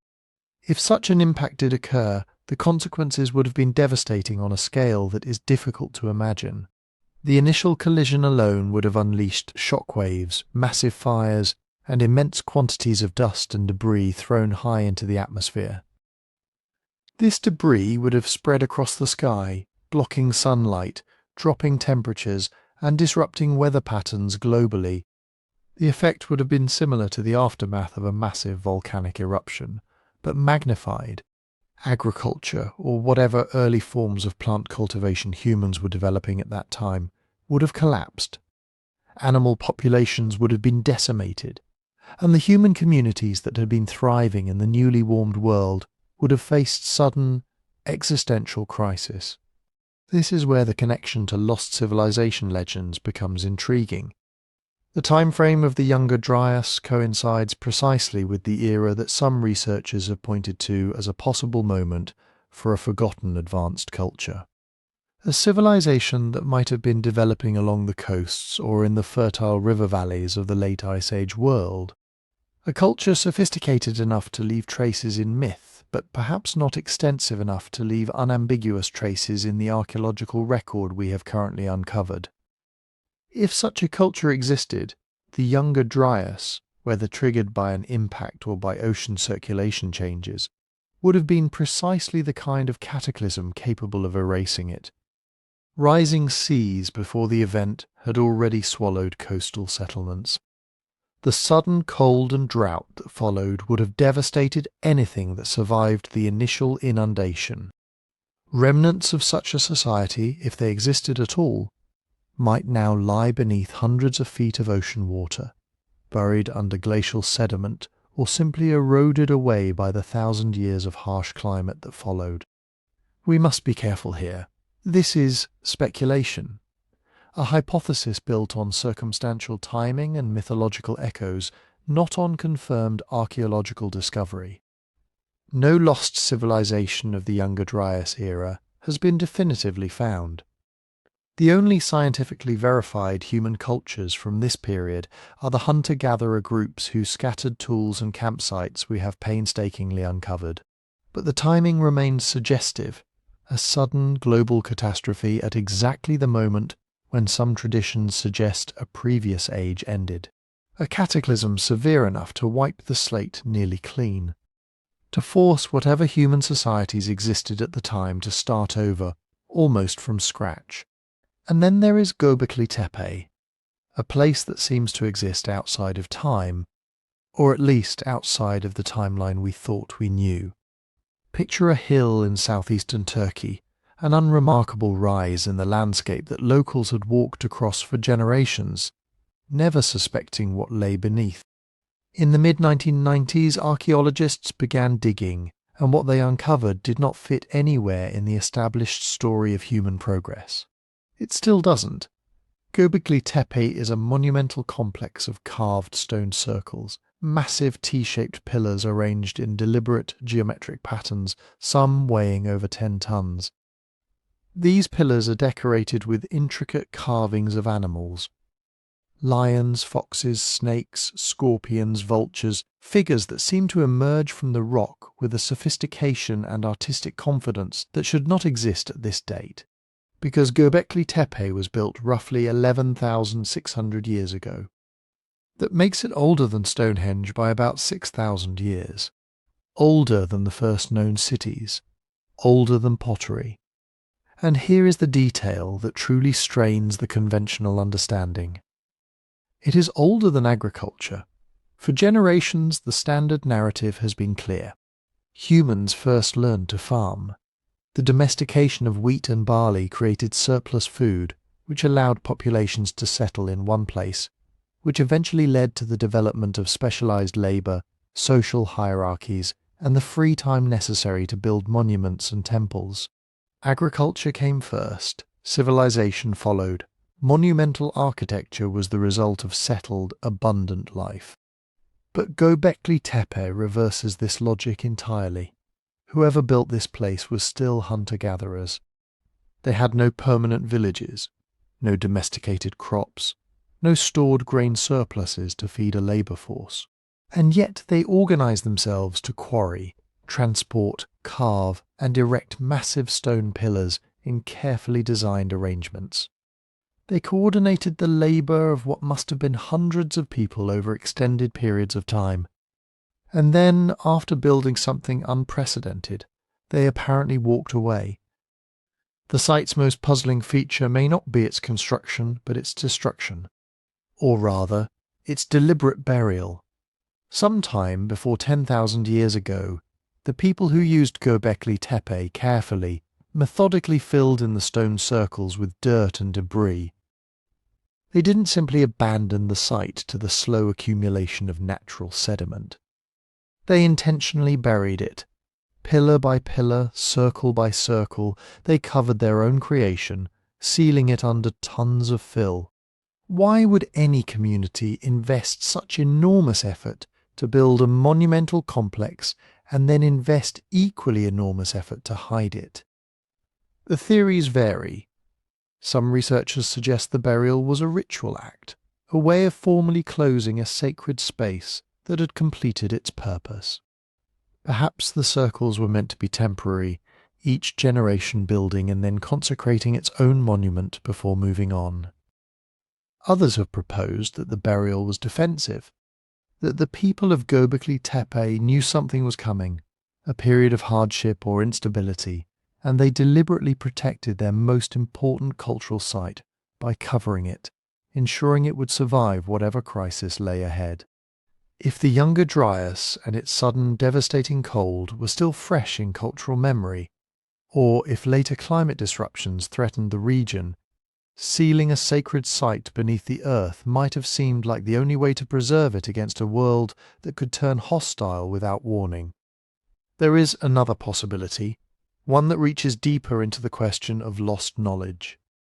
The symbols carved into the pillars of Göbekli Tepe may not have been invented by the people who built them. They may have been inherited. The animals depicted are not random. They appear in consistent, repeated combinations that suggest a structured symbolic system, perhaps a cosmology or a set of mythological narratives that the builders already possessed, fully formed, when they began construction. Where did this system come from? If Göbekli Tepe was built by hunter-gatherers with no prior tradition of monumental architecture, we have to assume that the artistic and conceptual sophistication appeared spontaneously, which seems unlikely given the complexity involved. Alternatively, the knowledge required to design and execute such a site may have been passed down from an earlier period, preserved through oral tradition across generations that had no opportunity to build monuments of their own until the conditions of the early Holocene finally made it possible. This is where Göbekli Tepe becomes more than an archaeological anomaly. It becomes a hint, a fragment of evidence suggesting that complex cultural knowledge may have deeper roots than we currently recognize. The conventional timeline assumes that sophisticated society, with its symbolic thinking, its organized labor, its architectural ambition, is a relatively recent invention, a product of the last 10,000 years of agricultural abundance. But Göbekli Tepe stands before that timeline, quietly demonstrating that the capacity for monumental cultural expression already existed in human populations well before farming, well before cities, well before any of the markers we traditionally associate with civilization. Perhaps the knowledge encoded in those stone pillars was not new. Perhaps it was old, carried forward from communities that had developed complex social and symbolic systems long before, during periods we have not yet uncovered, or in regions whose traces have been lost to time or sea. Göbekli Tepe may not be the beginning of something. It may be the remnant of something much older, a glimpse of cultural depth that was already present in human populations, waiting for the right conditions to finally express itself in stone. But Göbekli Tepe was not the only time that carefully constructed human achievement was buried or broken. Not the only time a complex world simply stopped working. If we want to understand what a true cyclical reset looks like, not in the distant realm of myth, but in documented archaeological history, we have to look at an event so sudden and so total that it still puzzles historians today. We have to look at the Bronze Age collapse. Picture the Eastern Mediterranean around the year 1200 BCE. This was not a primitive world. It was a densely interconnected, highly sophisticated network of kingdoms and empires that had been building wealth and complexity for centuries. The Mycenaeans in Greece commanded imposing palaces and wrote in an early script called Linear B. The Minoans on Crete had thrived for generations as masters of maritime trade. The Hittite Empire dominated Anatolia with a vast bureaucracy and treaties written in cuneiform. Egypt under the pharaohs was an ancient powerhouse, its monuments already thousands of years old. The Assyrians held sway in Mesopotamia, and far to the west, cities like Ugarit on the Levantine coast served as crucial mercantile hubs, linking these great powers together through a web of trade, diplomacy, and mutual dependence. This was, in a very real sense, the first globalized economy. Tin from distant mines travelled along established routes to be alloyed with copper, creating the bronze that armed soldiers, built ships, and forged tools. Olive oil, wine, fine ceramics, timber, precious metals, all moved along sea lanes and caravan paths that knitted these civilizations into a single interdependent system. If the trade routes were disrupted, the consequences rippled outward. A ship failing to arrive could mean a city running short of raw materials. A diplomatic breakdown could destabilize an entire region. The system was rich, but it was also fragile, deeply, structurally fragile. And then, within a span of roughly 50 years, perhaps even less, almost all of it fell. The collapse was not gradual. It was not a slow decline stretched over centuries, the way we sometimes imagine the fall of later empires. It was sudden, near simultaneous, and absolute. The Mycenaean palaces burned. Their writing system vanished. Their great citadels were abandoned or destroyed, and Greece entered a dark age so profound that later generations forgot how to build in stone. The Hittite Empire, which had rivaled Egypt itself, simply disintegrated. Its capital was sacked, its records ended, and within a few generations, even the memory of the Hittites faded so completely that later peoples referred to the ruins of their cities only as the work of ancient giants. Ugarit, that bustling mercantile crossroads, was destroyed so thoroughly and so swiftly that a letter survives from its desperate king, pleading for ships he would never receive, written mere days before the city was consumed. Across the Levant, city after city was burned, abandoned, or reduced to impoverished villages, clinging to survival among the ruins of their former grandeur. Egypt survived, but only partially, and only by enduring a bruising fight against invaders it called the Sea Peoples. These mysterious attackers appear in Egyptian records as a coalition of foreign fighters who swept across the coast, burning and pillaging as they came. Who were they? The records are frustratingly vague. Some scholars think they were displaced migrants fleeing environmental disasters in their homelands. Others suggest they were a confederation of raiders, exploiting a moment of widespread weakness. Still others argue that the Sea Peoples were not a single people at all, but a convenient label Egypt applied to a chaotic wave of starving, desperate populations surging outward from collapsing regions, seeking survival wherever they could find it. The truth remains uncertain, but the scale of the destruction they contributed to is undeniable, and the Sea Peoples were likely only one part of a much larger interconnected catastrophe. Because the collapse was not caused by a single factor. It was what researchers call a systems failure, a convergence of multiple stresses that broke the network all at once. Climate shifts appear in the pollen records and sediment cores, droughts that withered crops and starved cities dependent on imported grain. Earthquakes struck key urban centres in a cluster that seems almost statistically unlikely, toppling walls and disrupting infrastructure. Trade routes that had sustained the entire system were severed, possibly by the collapse of intermediary states, possibly by growing chaos at sea. And layered over all of this was political instability. Kings facing internal pressures, rebellions in their own territories, elite classes overextended and unable to respond to cascading crises. What makes the Bronze Age collapse so significant for understanding cyclical resets is not just the scale of the destruction, but what followed. For centuries after 1200 BCE, the Eastern Mediterranean entered a genuine Dark Age. Writing disappeared across much of the region. Trade shrank to almost nothing. Population levels dropped dramatically as cities emptied and rural communities contracted. Skills that had taken generations to develop, advanced metallurgy, complex administration, large-scale architecture, were simply lost. The interconnected world that had existed before the collapse was not merely damaged. It was gone, as if someone had taken a complex machine and not only broken it, but forgotten how it had ever worked in the first place. Here, for the first time, the pattern hidden in mythology emerges in documented history.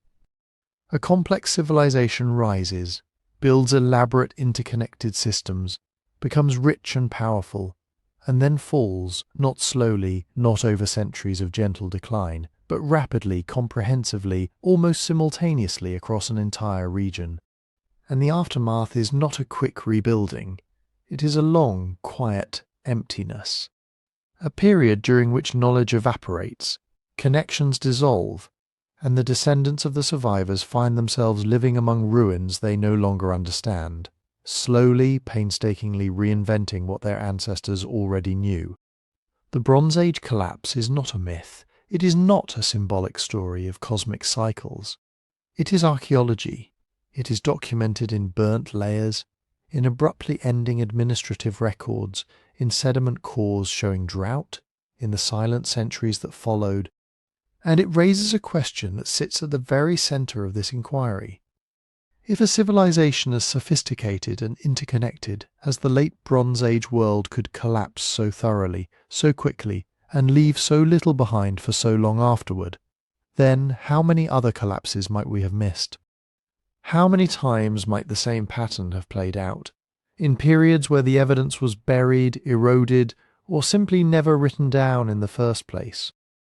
The Bronze Age collapse gave us our first clear historical example of a complete, near-simultaneous systems failure.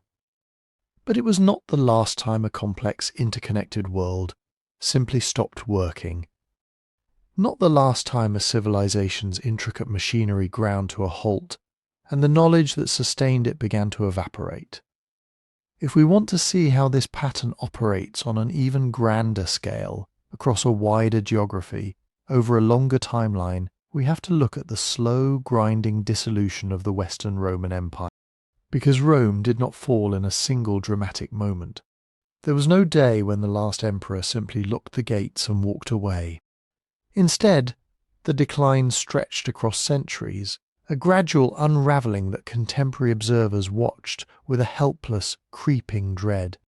And in that slow-motion collapse, we can see every element of the cyclical reset pattern playing out not in the shadowy realm of myth, but in one of the most documented societies in human history.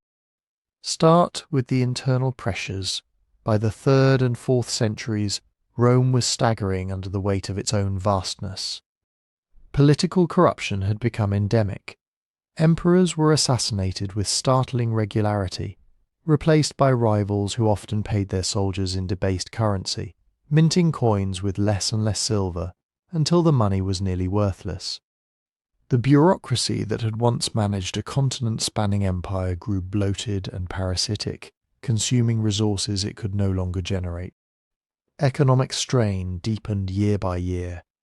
Trade routes that had funneled wealth into Rome for generations were disrupted.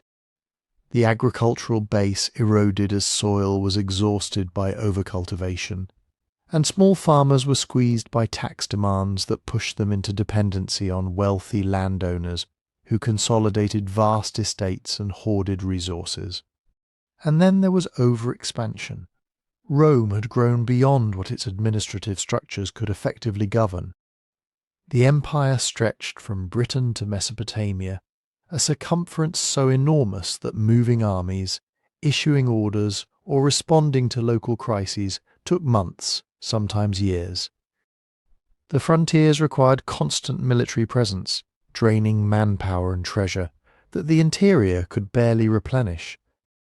The system was like the Bronze Age network, rich but structurally fragile. It depended on continuous growth, continuous extraction, and continuous control, and when any of those faltered, the stress rippled outward through every province and every city. Layered over these internal failures were external pressures that grew relentlessly more severe. Migrations and invasions pushed against the frontiers from every direction. Germanic peoples moved south and west, sometimes seeking land within the empire, sometimes raiding and destroying.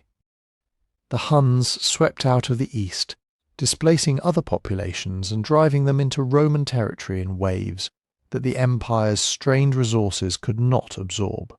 These were not simply military threats. They were demographic shifts, climate-driven movements of desperate peoples seeking survival, much like the sea peoples of the Bronze Age, except this time the empire's defenders were too weakened to hold the line. And then came plague, the Antonine plague in the 2nd century, and the plague of Cyprian in the 3rd carved through the population, killing millions, emptying cities, and decimating the agricultural workforce and the military ranks that the empire depended on for both food and defense. When a system is already overextended and economically strained, the loss of a significant portion of its population is not just a tragedy. It is a structural catastrophe, so the Western Empire unravelled. Province after province slipped away. Britain was abandoned. Gaul was contested. Spain was invaded. Italy itself was sacked. And what followed was not a rapid rebuilding, but a long, quiet contraction into what we now call the early medieval period. Roman knowledge and infrastructure were not entirely destroyed, but they were partially lost, and in many places they simply ceased to function. Roads that had connected continents fell into disrepair. Aqueducts that had supplied cities with clean water stopped flowing. The network of trade that had sustained urban life shrank to local exchange between small communities.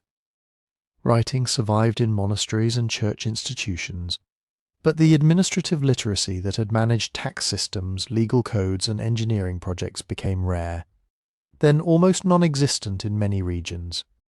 Skills that Roman builders had practiced for centuries, techniques for constructing durable concrete, designing heated bathhouses, organizing large-scale production, faded into obscurity. People continued to live among the ruins, but they no longer understood how the ruins had been built. What makes Rome's fall so significant for this pattern is not just the loss itself, but how the people living through it described their own experience. Contemporary writers did not simply record events. They interpreted them, and their interpretations sound strikingly familiar. The Christian writer Salvian, watching Gaul fall to invasion in the 5th century, described his own society as morally decayed, corrupt, and deserving of the catastrophe overtaking it.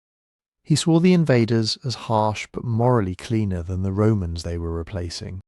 Other observers wrote of an age of decline, a gradual fading of the light that had once illuminated the world. Orosius, compiling his history amid the collapse, framed the whole of late Roman history as a story of deterioration from an earlier golden age. This is the echo of the Yugas, the same sense of living in a diminished time, a period of falling away from something greater that existed before. Whether or not we accept the Hindu cosmic framework as literally true, the emotional and psychological experience it describes, the feeling that the present is somehow less than the past, that virtue and capability have declined, that the world is running down, matches with unsettling precision what Roman observers felt as their civilization dissolved around them. They were not interpreting their collapse through a mythological lens. They were watching it happen, and what they saw looked exactly like the decline the ancient myths had always described.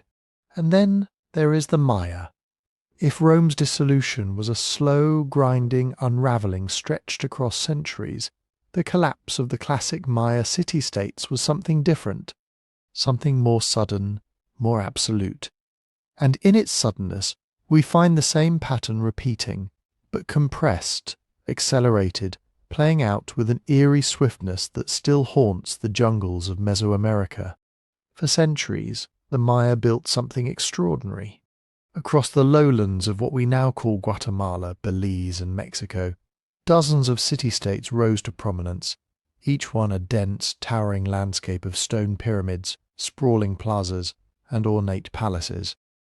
Tikal, one of the greatest of these cities, held temples that pierced the canopy at heights rivaling the cathedrals of medieval Europe. Copan in the western highlands produced sculpture and architecture so intricate that later scholars would call it the Paris of the Maya world. Palenque, Calakmul, Caracol, each city a powerhouse in its own right, engaged in alliances, rivalries, and dynastic marriages that wove a complex web of political and economic connections across the lowlands. And they were deeply connected to their environment. The Maya transformed the landscape around them. They built massive reservoirs and intricate canal systems to manage water during the dry season.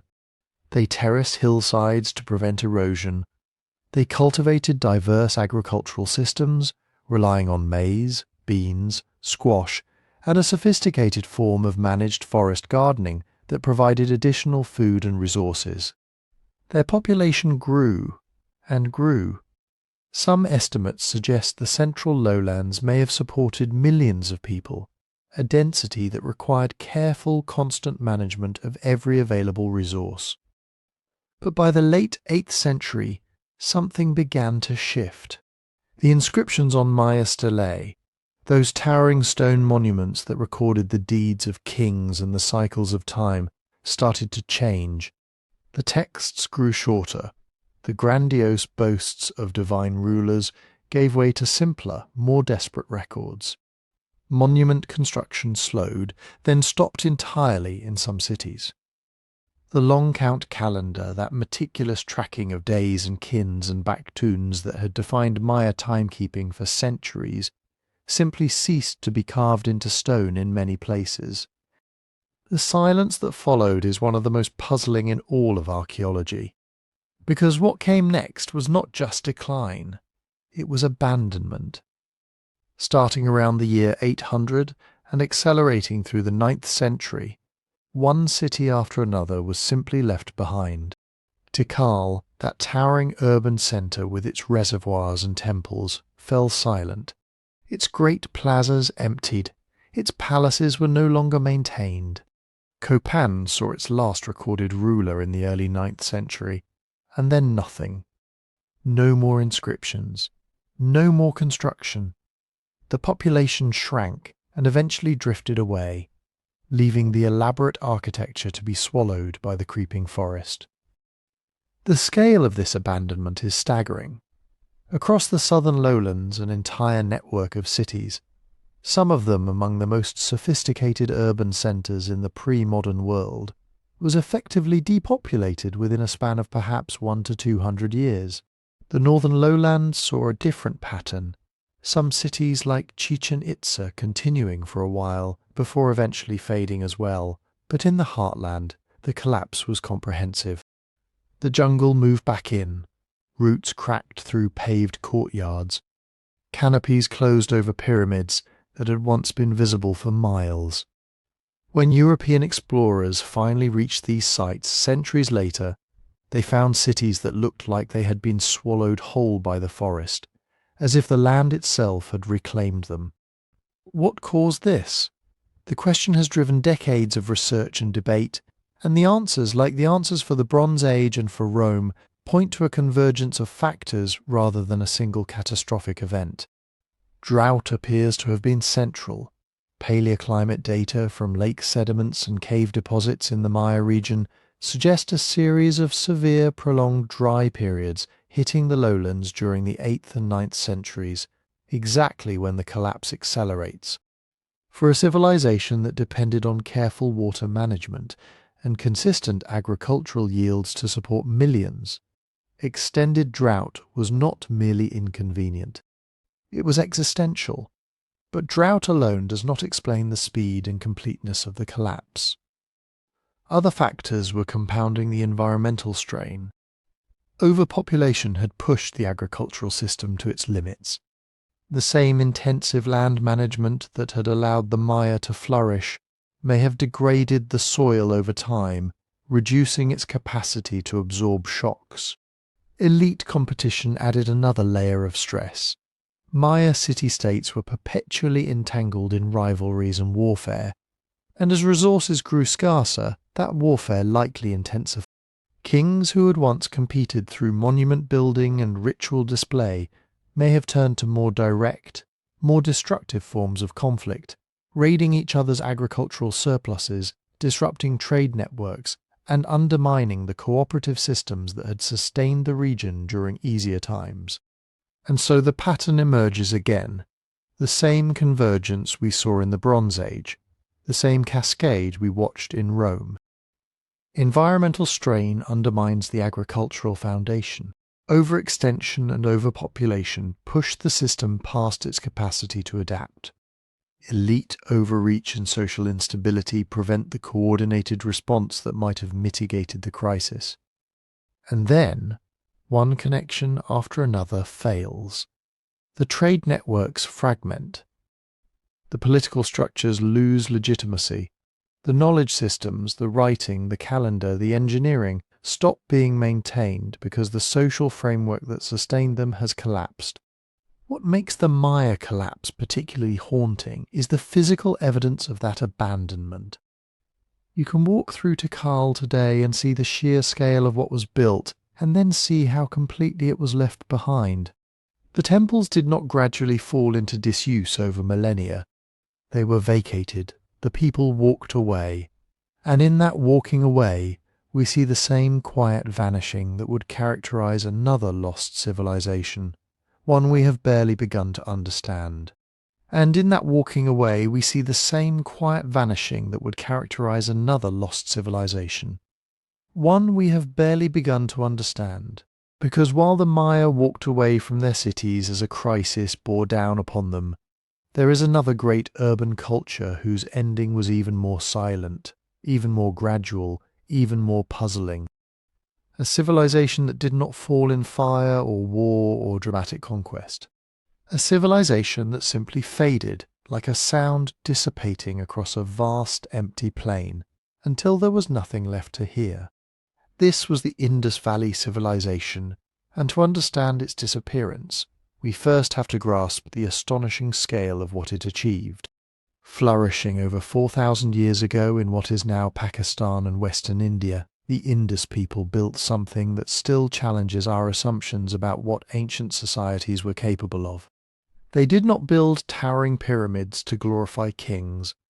They did not carve massive stelae boasting of conquests. Instead, they built cities, and these cities were unlike anything else in the ancient world. Mohenjo-Daro, Harappa, Dolavira, these were not haphazard clusters of dwellings that grew organically over generations. They were planned. From the ground up they were engineered for order. The streets of Mohenjo-Daro laid out in precise grids, running north to south and east to west, as if the builders had taken a cosmic geometry and pressed it into the mud of the river valley.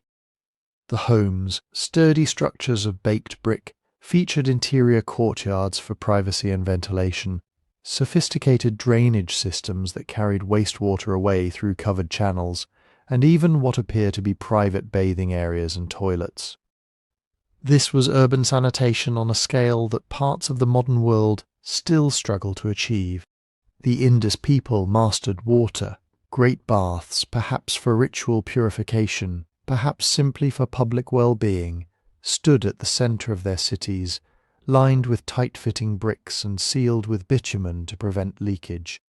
They built massive granaries for storing surplus grain. They operated extensive trade networks, their seals and artifacts found as far away as Mesopotamia and the Persian Gulf, evidence of a commercial reach that connected them to the wider ancient world.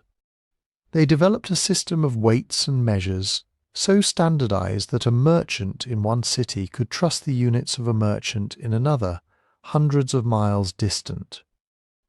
They produced intricate jewellery, delicate pottery, and small carved seals depicting animals and mysterious symbols that remain undeciphered to this day.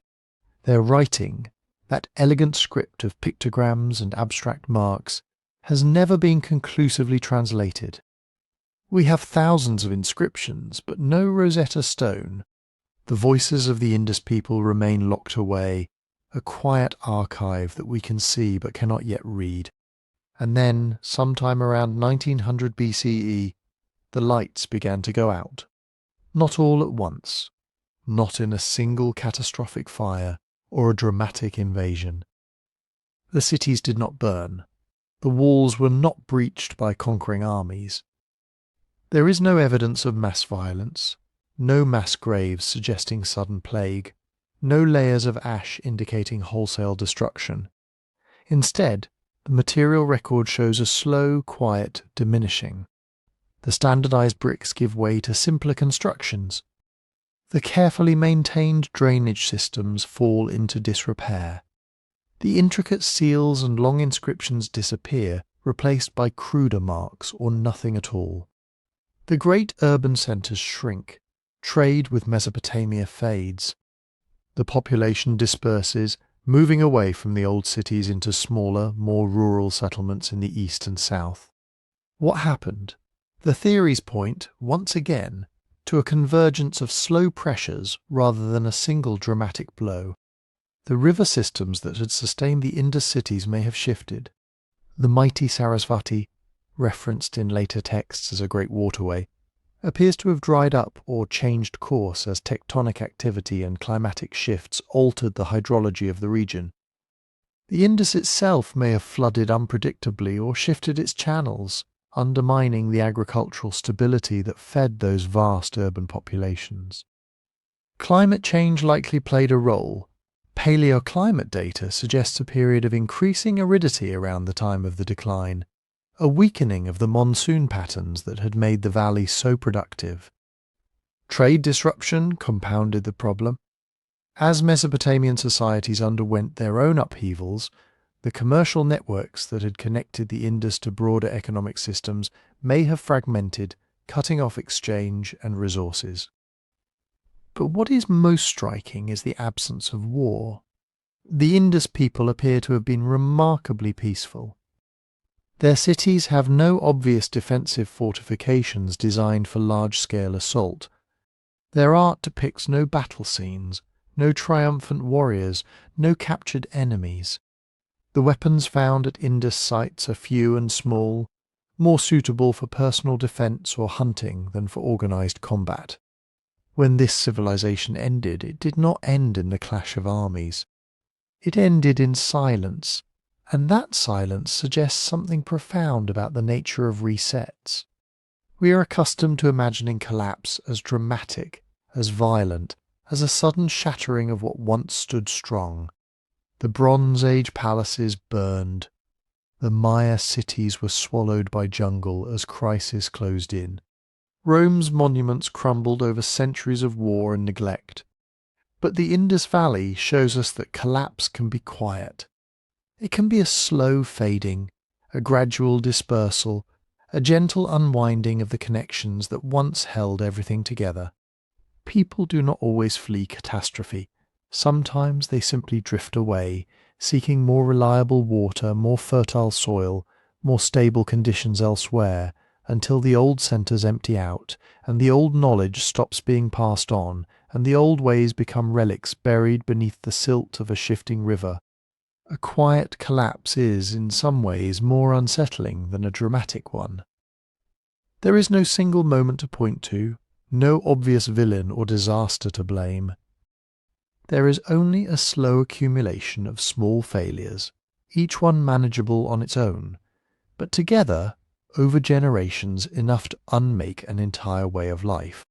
The Indus people did not fall, they dissolved. And in that dissolution, we find another expression of the same pattern, the same convergence of environmental strain, institutional erosion, and gradual fragmentation that we have seen in every other reset, but rendered here in a softer, subtler key. But the Indus Valley dissolution was not the only way ancient cultures understood the pattern of civilizational ebb and flow. Some societies did not merely experience cycles, they theorized them. They built entire philosophies around the observation that what rises must eventually fall, and they embedded that understanding into the very structure of their political and spiritual lives. And perhaps no culture articulated this pattern more explicitly, more systematically than ancient China. The concept at the heart of this understanding was called the Mandate of Heaven, or Tianming. It emerged sometime around the Zhou dynasty, roughly 1,000 years before the Common Era, and it would shape Chinese political thought for over 2,000 years. The idea was both simple and profound. Heaven understood not as a personal god, but as a kind of cosmic moral order granted authority to virtuous rulers. These rulers were given the right to govern, the responsibility to maintain harmony between the human realm and the natural world. But this mandate was not permanent. It was not a divine right that could never be challenged or revoked. It was conditional. It depended on the ruler's virtue, on their ability to maintain order, to care for the people, to ensure that the cosmic balance was preserved. And when a ruler failed, when corruption crept into the court, when the people suffered under tyranny or neglect, heaven would withdraw its mandate. The signs of this withdrawal were not abstract, they were written across the landscape itself. Natural disasters were interpreted as messages from the cosmic order, signals that the current dynasty had lost heaven's favour. Earthquakes, floods, droughts, famines, these were not merely unfortunate events. They were evidence of a deeper rupture, a breach in the harmony between human governance and natural law. When the Yellow River flooded and thousands drowned, it was not just a hydrological disaster. It was a verdict. Heaven was speaking, and its message was clear. The mandate had passed to another. This interpretation gave the Chinese dynastic cycle a shape that is remarkably consistent across millennia. A founder, often from humble origins or a peripheral region, rises to power during a time of chaos and suffering. They are portrayed as virtuous, decisive, restoring order where the previous regime had let it crumble. Under their rule, the land stabilizes, agriculture flourishes. Population grows, culture develops, the dynasty enters its golden age, a period of prosperity and achievement that seems to confirm heaven's blessing. But over generations the pattern shifts. Later rulers, born into luxury and insulated from the struggles that forged their dynasty's founding, become complacent. Corruption spreads through the bureaucracy. Tax burdens grow heavy on the common people, while the elite accumulate more and more. Land concentration pushes peasants into poverty. The court becomes consumed by factional infighting, by intrigue and extravagance, losing touch with the realities faced by those they govern. And then the disasters come. Or perhaps they were always coming, but now the weakened state cannot respond effectively. Floods that a well-administered government might have mitigated become catastrophes under a corrupt one. Droughts that a just ruler might have addressed through stored grain and fair distribution become famines when the granaries have been emptied by officials serving their own interests. Rebellions erupt. Invasion threatens from beyond the borders. The dynasty, weakened from within, crumbles from without. And a new cycle begins. The remarkable thing about this pattern is not that it happened. Many civilizations have experienced similar arcs of rise and decline. What makes China unique is that this cycle was not just observed retrospectively. It was theorized in advance. The mandate of heaven was an explicit, conscious framework for understanding why dynasties fell and why new ones could legitimately rise.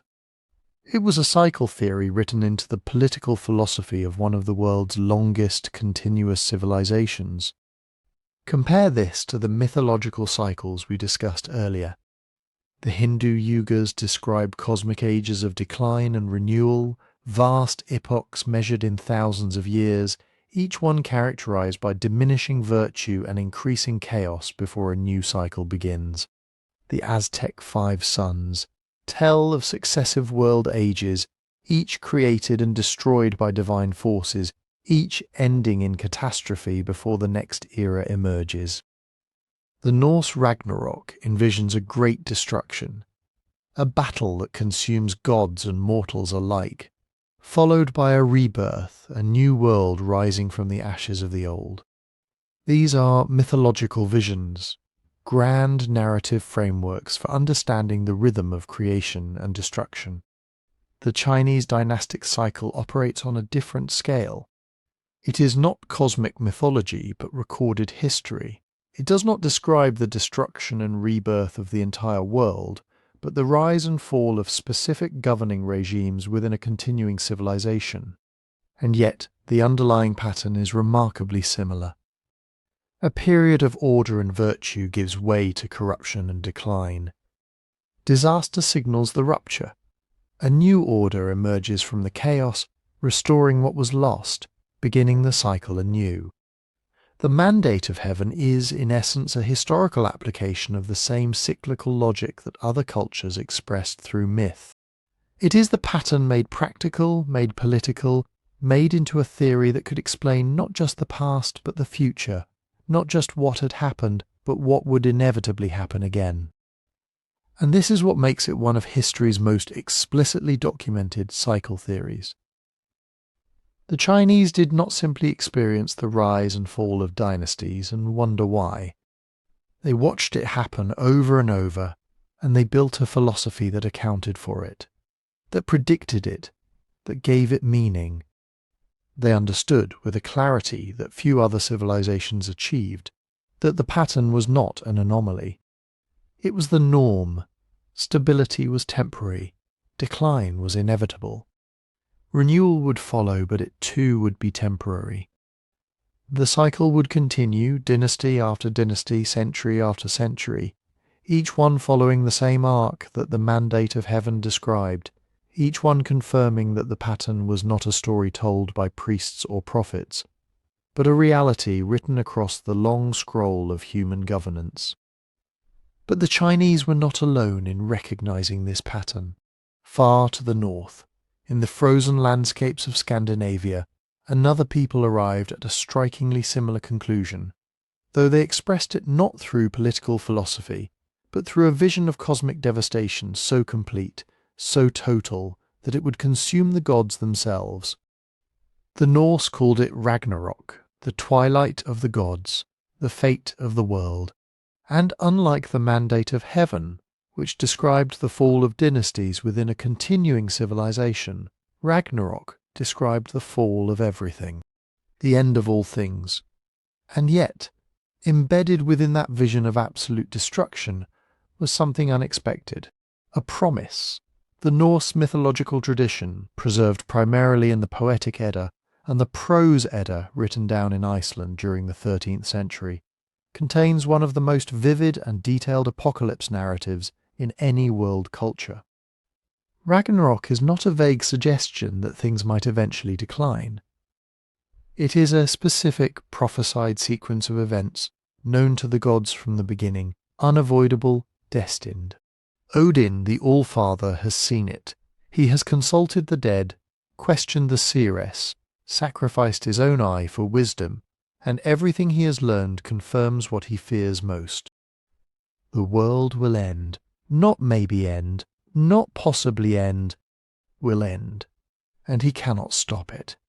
The sequence begins with warning signs that echo the patterns we have seen in other traditions. First comes a period of moral decay, a time the Norse called the Age of Axes, the Age of Shields, the Age of Wind, the Age of Wolf. A time when brothers will fight and kill each other, when kinship bonds dissolve, when the world suffers under greed and corruption. This is Fimbulvetter, the Great Winter. 3 winters arrive in succession, with no summer between them. The sun provides no warmth. Snow blows in from all directions. Frost grips the entire world. Crops fail. Famine spreads. People starve. The social order collapses entirely. Then the cosmic catastrophe begins in earnest. The wolf skull finally catches the sun and devours it. The other wolf, Hati, seizes the moon. The stars vanish from the sky. The earth shakes, mountains crumble. Every chain and every fetter breaks. Loki, the trickster god who had been bound by the other gods for his crimes, is freed. His son, Fenrir, the monstrous wolf who had been chained with a magical fetter made by the dwarves, breaks free at last. The Midgard serpent, Jormungandr, the vast snake that encircles the world in the ocean depths, thrashes in rage and rises from the sea. The waters flood the land. The ship Naglfar, built from the fingernails and toenails of the dead, is loosed from its moorings and sails across the flooded world carrying an army of the damned. The sky splits open. From the north a second army rides, the fire giants of Muspelheim led by Surtur, whose sword shines brighter than the sun. They march across the bridge Bifrost, the rainbow bridge connecting the world of humans to the world of gods, and the bridge breaks behind them as they cross. And then the final battle. Odin rides out to face Fenrir. He falls. The wolf devours the All-Father, the god who had spent his entire existence preparing for this moment, gathering wisdom, building armies, and it is not enough. Odin's son Vidar avenges him, stepping on the wolf's lower jaw with his magical shoe and tearing the beast's mouth apart, killing Fenrir at last. Thor confronts Jormungandr. He strikes the serpent with his hammer and kills it, but as the massive creature dies, it floods Thor with venom. The god of thunder takes 9 steps and then falls dead. Freyr fights Surtur and falls. Tyr battles Garm, the hound of the underworld, and both die. Loki and Heimdall, the watchmen of the gods, face each other and both perish. The fire giant Surtur throws fire over the earth. The entire world burns. Then the sea rises. The floods sweep over the burning land. The earth sinks beneath the waves. Everything that existed, every home, every hall, every achievement of gods and mortals alike, is submerged. The world is gone. Not damaged, not weakened, but gone. Swallowed by fire and flood together, consumed so completely that nothing remains above the waters. And this is where the Norse vision diverges from pure despair. This is where it reveals its deepest truth, the truth that connects it to every other cyclical mythology we have examined. The earth rises again. From beneath the waters, a new world emerges, green and fair, more beautiful than the old world ever was. Fields unsown produce grain. The surviving gods find each other in the ruins. Vidar and Vali survive. Modi and Magni, sons of Thor, find their father's hammer where it fell. Balder, the beautiful god who had been killed by a trick of Loki long before Ragnarok, returns from the realm of death. Hoder, who had unintentionally killed Balder, returns too, reconciled with his brother. They gather on Idavol, where Asgard once stood, and they speak of the old world, remembering what was lost, telling stories of what happened. And humans survive too. A man named Life and a woman named Lifthrasir, whose names mean life and life's struggle, hid themselves in Hodmimir's Holt, the forest of the world tree, and they emerge into the new world unharmed. They will become the ancestors of a new humanity, a new cycle of people living in a renewed world. The pattern is unmistakable. It is the same structure we found in the Hindu Yugas, where each age of decline leads eventually to a new Krita Yuga, a golden age reborn. It is the same structure we found in the Aztec Five Suns, where each destroyed world gives birth to the next. Destruction is not the end of the story. It is the transition point, the moment where one cycle completes and another begins. So why do so many mythologies pair total destruction with assured rebirth? Perhaps because the people who created these stories were not naive. They lived close to the actual rhythms of the natural world. They had experienced famine, plague, war, the collapse of order. They knew that endings were real, that civilizations could fall, that worlds as they knew them could genuinely disappear. But they also knew something else. They had watched spring follow winter, generation after generation. They had seen burned forests regrow, flooded valleys drain, and produce new harvests. They had witnessed their own communities recover from devastation and rebuild. The pairing of destruction and renewal in mythology may reflect not wishful thinking but hard observation. The recognition that the pattern is not linear, not a one-way trajectory toward extinction, but cyclical. That endings and beginnings are not opposites but partners, inseparable, each one giving meaning to the other. So we have travelled through these myths and histories, across continents and centuries, from the Hindu Yugas to the Aztec Suns, from the banks of the Nile to the frozen shores of Scandinavia. We have watched real civilizations crumble and mythological worlds burn. And if you look closely at all of it, every single story, every documented collapse, a pattern begins to emerge. Not a pattern of human failing alone, not simply the moral decay that so many traditions emphasize, but something more fundamental, more physical, more inescapable. The first common thread woven through every reset we have examined is environmental and climate strain.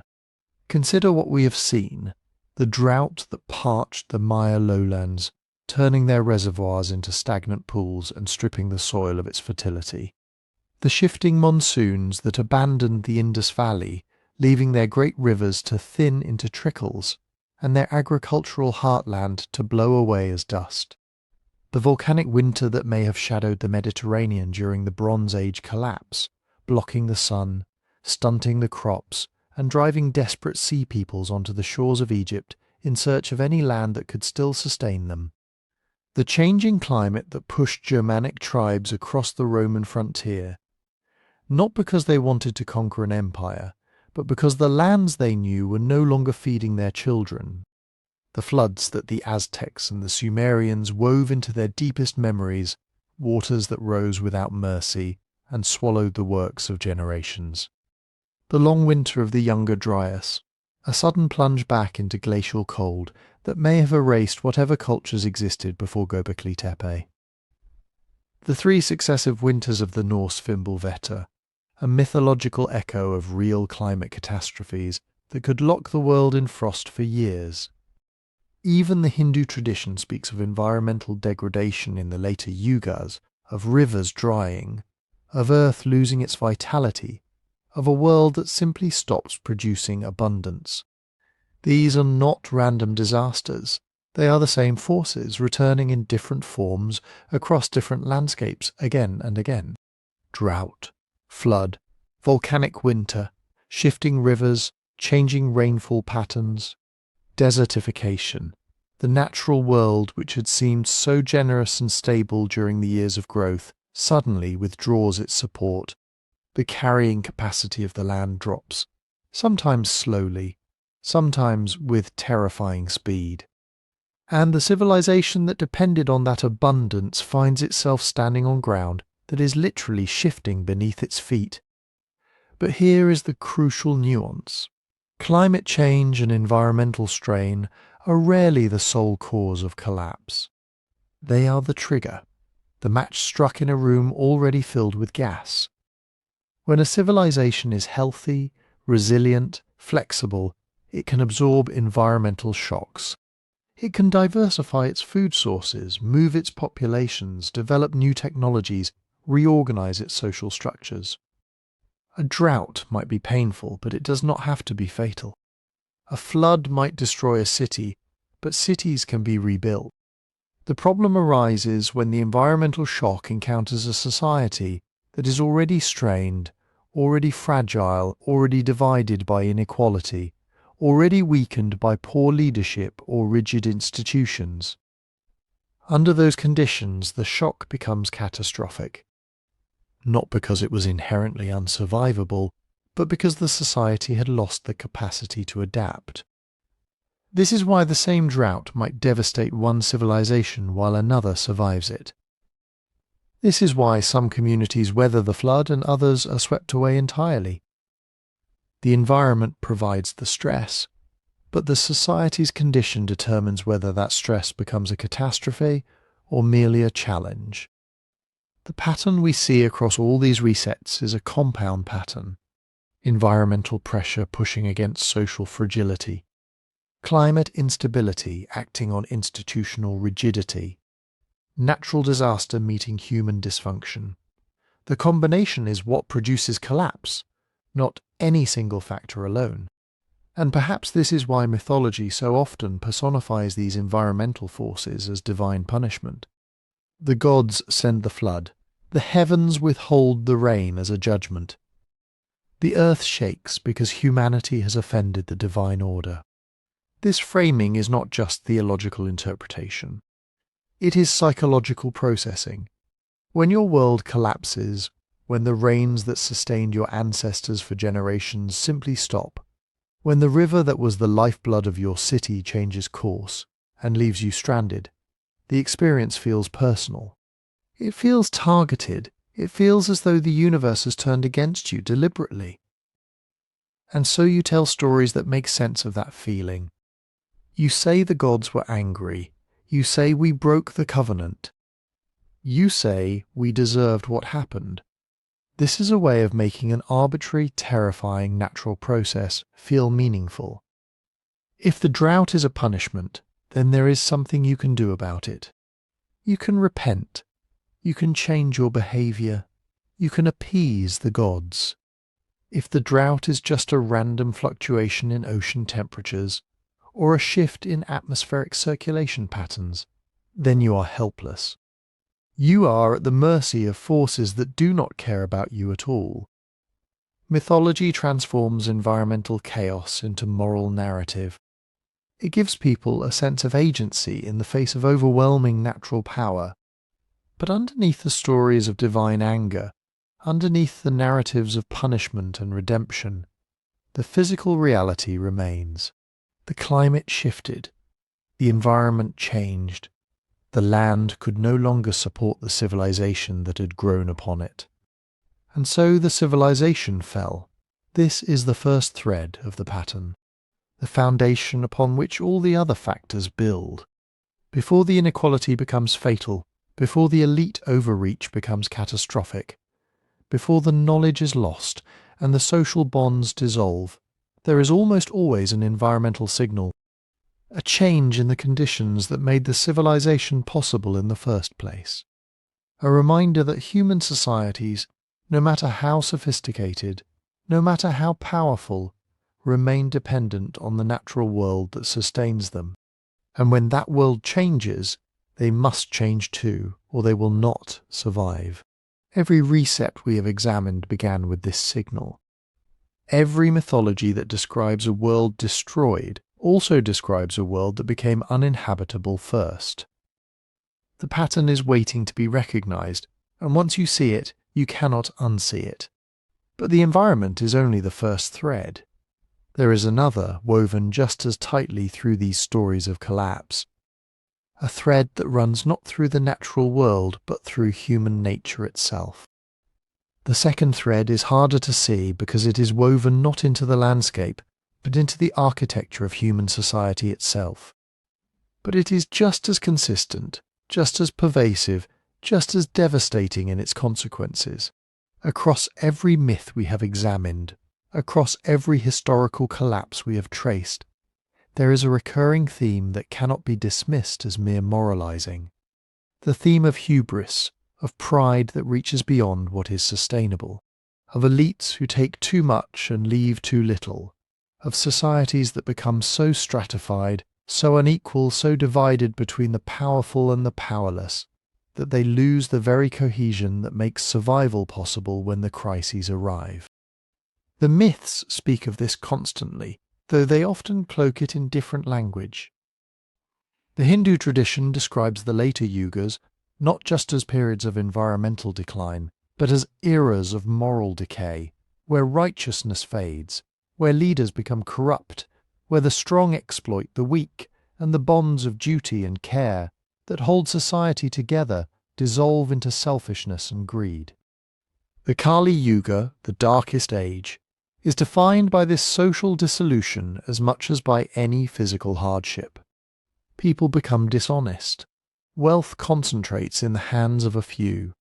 The traditional obligations that maintain social order are abandoned. The Aztec myths describe the destruction of the previous suns as judgments against humanity's failures. The people of the fourth sun, according to some versions, were destroyed not simply because the gods decided to end their era, but because they had become arrogant, had forgotten their proper place in the cosmic order, had exceeded the boundaries that should have contained their behaviour. Even the flood myths, which we often read as stories of divine caprice, frequently include this element. The gods do not send the flood to random innocents. They send it because humanity has become violent, corrupt, excessive. The Sumerian story of Siusudra, the Babylonian tale of Utnapishtim, the Hebrew narrative of Noah, all of them frame the deluge as a response to human behaviour that has gone wrong. Not just individual sins, but systemic corruption. The earth is filled with violence. The powerful oppress the weak. The natural order of things has been overturned by human greed and arrogance. Plato's account of Atlantis follows this pattern precisely. The Atlanteans do not simply fall victim to a natural disaster. They decline. They begin as a noble, virtuous society, blessed with abundance and guided by wisdom. But over generations their divine portion becomes diluted. They become obsessed with wealth and power. They pursue luxury beyond what their resources can sustain. They attempt to conquer other lands, extending their reach far beyond what their society can support. And when they finally fall, when the island sinks beneath the waves in a single catastrophic day and night, Plato explicitly frames this as divine punishment for their hubris. The gods have watched their corruption and decided to destroy them. It is a moral narrative, yes, but like so many of these moral narratives, it may encode genuine social observation. Consider what we know about the actual civilizations that collapsed. The pattern of elite overreach is remarkably consistent. In Rome, the late empire saw wealth concentrated in the hands of a tiny senatorial class and a growing bureaucratic elite, while the common citizens of the empire, the small farmers who had once been the backbone of Roman military and economic power, were squeezed by taxation, debt, and the consolidation of land into vast estates worked by slaves. The elite pulled resources inward, building lavish villas and funding increasingly extravagant displays of status, while the infrastructure that sustained the broader population, the roads, the aqueducts, the border defences, deteriorated from neglect. When the crises came, the pressure of migration and invasion and economic strain, the empire lacked the social cohesion to respond effectively. The elite could not rally the population because the population had no stake in the system. They could not mobilize resources because the resources had been hoarded by private interests. They could not adapt because their entire social structure was designed to preserve privilege rather than ensure collective survival. The Maya provide an even starker example. Their collapse was not simply a matter of drought, as we discussed earlier. It was a matter of a society structured to serve the ambitions of a warrior aristocracy at the expense of the agricultural base that sustained everyone. The Maya elite built ever more elaborate palaces and temples, commissioned ever more ornate monuments to their own glory, engaged in ever more intense competition with rival city-states, all of which required extracting more and more labour and resources from the common farmers. When the drought came, the farmers were already operating at the edge of what the land could support.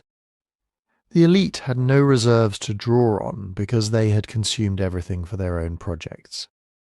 And when the farmers could no longer produce enough to feed both themselves and their lords, the entire system collapsed. Not from the drought alone, but from a social structure that made the drought catastrophic, rather than merely difficult. The Bronze Age palaces followed the same pattern. The Mycenaean lords, the Minoan priestesses, the Hittite kings, all of them had built societies that funneled wealth and power upward while leaving the broader population dependent and vulnerable. When the trade networks that sustained their luxury faltered, when the climate shifted and the harvests declined, when the sea peoples arrived seeking land and resources, these societies could not respond because they had been designed for extraction rather than resilience. Why did the ancient storytellers so consistently moralize collapse? Why did they frame these disasters as punishment for pride and corruption, rather than simply describing the economic and social dynamics that produced them? Perhaps because they were observing something real. Perhaps because they recognized through generations of experience and memory that inequality and hubris were not just moral failings but practical vulnerabilities. A society where wealth and power are hoarded by a few is a society that cannot adapt to crisis. A society where the elite are insulated from the consequences of their decisions is a society where those decisions become increasingly disconnected from reality. A society where the common people have no stake in the system is a society that will not defend that system when it begins to fail. The moral framing of collapse may be the ancient world's way of encoding a profound social truth. That hubris is not just a sin against the gods. It is a strategic error, a failure of design, a vulnerability that makes collapse not just possible, but inevitable when the environment shifts and the pressures mount. The myths are telling us, in their own symbolic language, that the way a society distributes its resources and structures, its power determines whether it will survive the challenges that history inevitably brings. This is the second thread of the pattern, not just environmental strain, but the human response to that strain, shaped by the social structures that determine who bears the burden and who controls the response. And it leads us directly to the third thread, the one that determines what survives the collapse and what is lost forever. The thread of knowledge itself. Delayed, the third thread is perhaps the most haunting one, because it speaks not just to what is destroyed, but to what vanishes so completely that we forget it ever existed. Across every collapse we have examined, there is a consistent aftermath. A period where writing fades, where sophisticated techniques are abandoned, where entire bodies of knowledge, accumulated over generations, simply disappear from human memory. And then, slowly, painstakingly, some fragments of that knowledge are rediscovered centuries or millennia later, often in forms that barely resemble what was lost. Consider what happened after the Bronze Age collapse. The Mycenaean Greeks had developed a writing system called Linear B, a complex script used for administrative records, inventory management, and palace governance. Within a generation of the collapse, Linear B vanished entirely. Not just from one city or one region, but from the entire Greek world. For nearly 400 years, the Greeks wrote nothing. They became, in the archaeological record, a people without letters.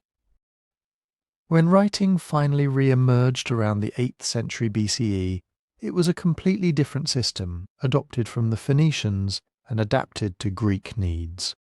The knowledge encoded in Linear B, the administrative systems, the economic structures, the very language of the Mycenaean elite, was gone so thoroughly that even the Greeks themselves forgot they had ever been literate. The same pattern appears after Rome's fall. Roman engineering, their concrete that could set underwater, their techniques for constructing roads and aqueducts that lasted millennia, their systematic surveying and water management, much of this knowledge simply faded during the long centuries of instability that followed the empire's dissolution. Medieval builders occasionally encountered Roman structures and marvelled at them, unable to comprehend how such things had been made. The knowledge had not been destroyed in a single dramatic event. It had eroded slowly as the institutions that maintained it, the schools, the libraries, the professional guilds, the networks of trade and communication that allowed specialists to share techniques, gradually fell apart. But here is where the story becomes more subtle and more interesting, because knowledge does not simply vanish. It transforms. It hides. It finds ways of surviving that look nothing like the organized systems of literate societies.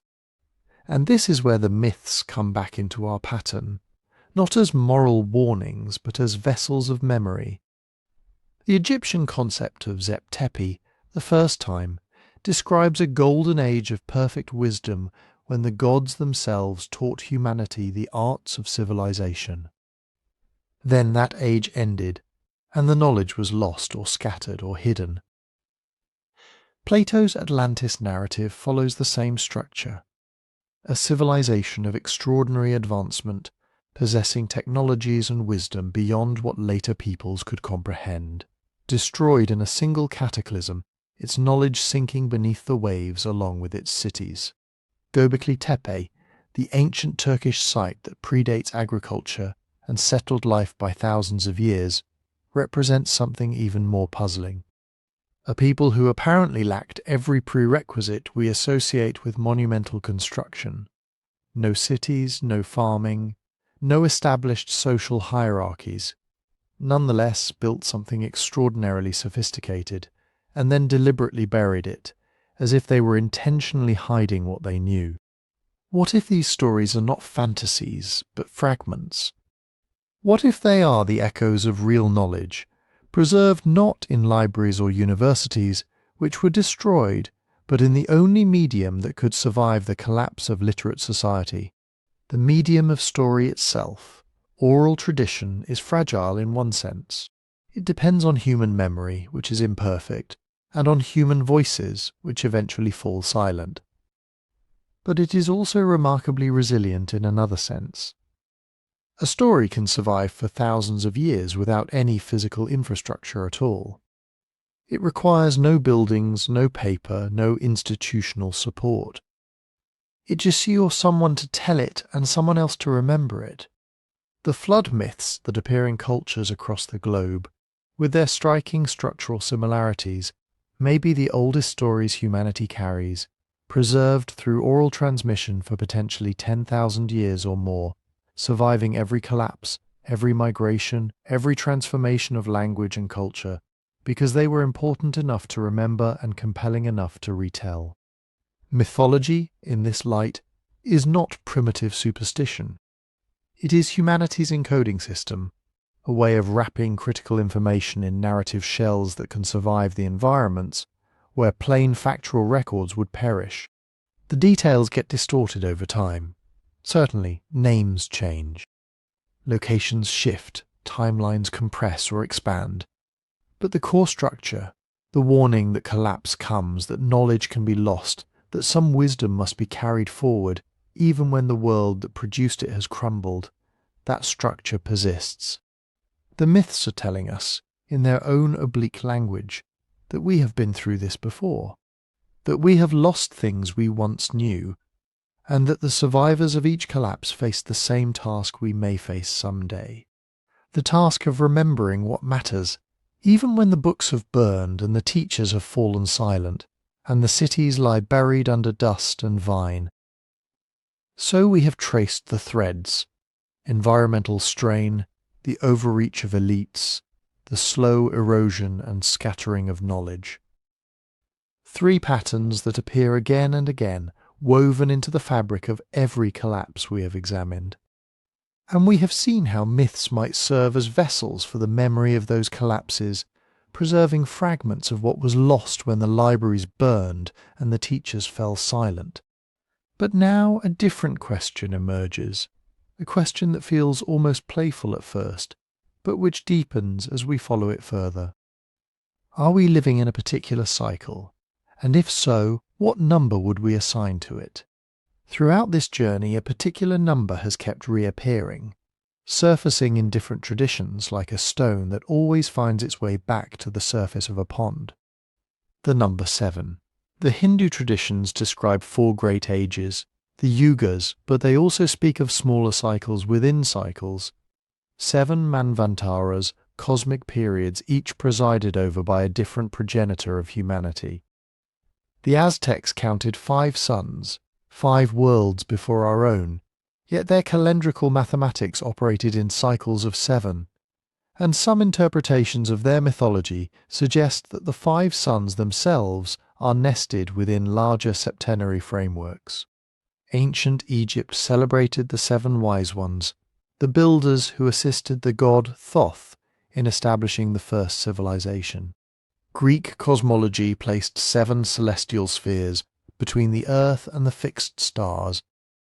The Sumerians, whose written records represent the earliest literate civilization we have found, built their numerical systems around 7, dividing the lunar month into 4 7-day weeks and recording 7 great antediluvian kings who ruled before the flood, figures who echo strangely through later biblical tradition as the patriarchs before the deluge. Even the Norse, whose vision of Ragnarok we touched on earlier, counted 7 distinct realms that would suffer destruction before the new world could rise from the waters. And in the Younger Dryas, the sudden freeze that may have triggered the collapse of whatever societies existed before Göbekli Tepe. Some researchers have noted that the warming pattern after that cold snap unfolded in 7 distinct pulses, 7 steps of recovery before the climate stabilized into the Holocene world we have known for 11,000 years. 7 keeps appearing, not everywhere, not in every tradition, but with enough consistency to make you wonder whether it might reflect something deeper than mere numerological preference. Whether it might point toward a perception of cyclical time that was shared across cultures because it was observed rather than invented. So let us attempt something cautious and speculative. Let us try to count the cycles we have discussed. Not with certainty, because certainty is impossible here, but with the kind of careful attention that acknowledges what we do not know while still tracing the pattern as far as the evidence allows.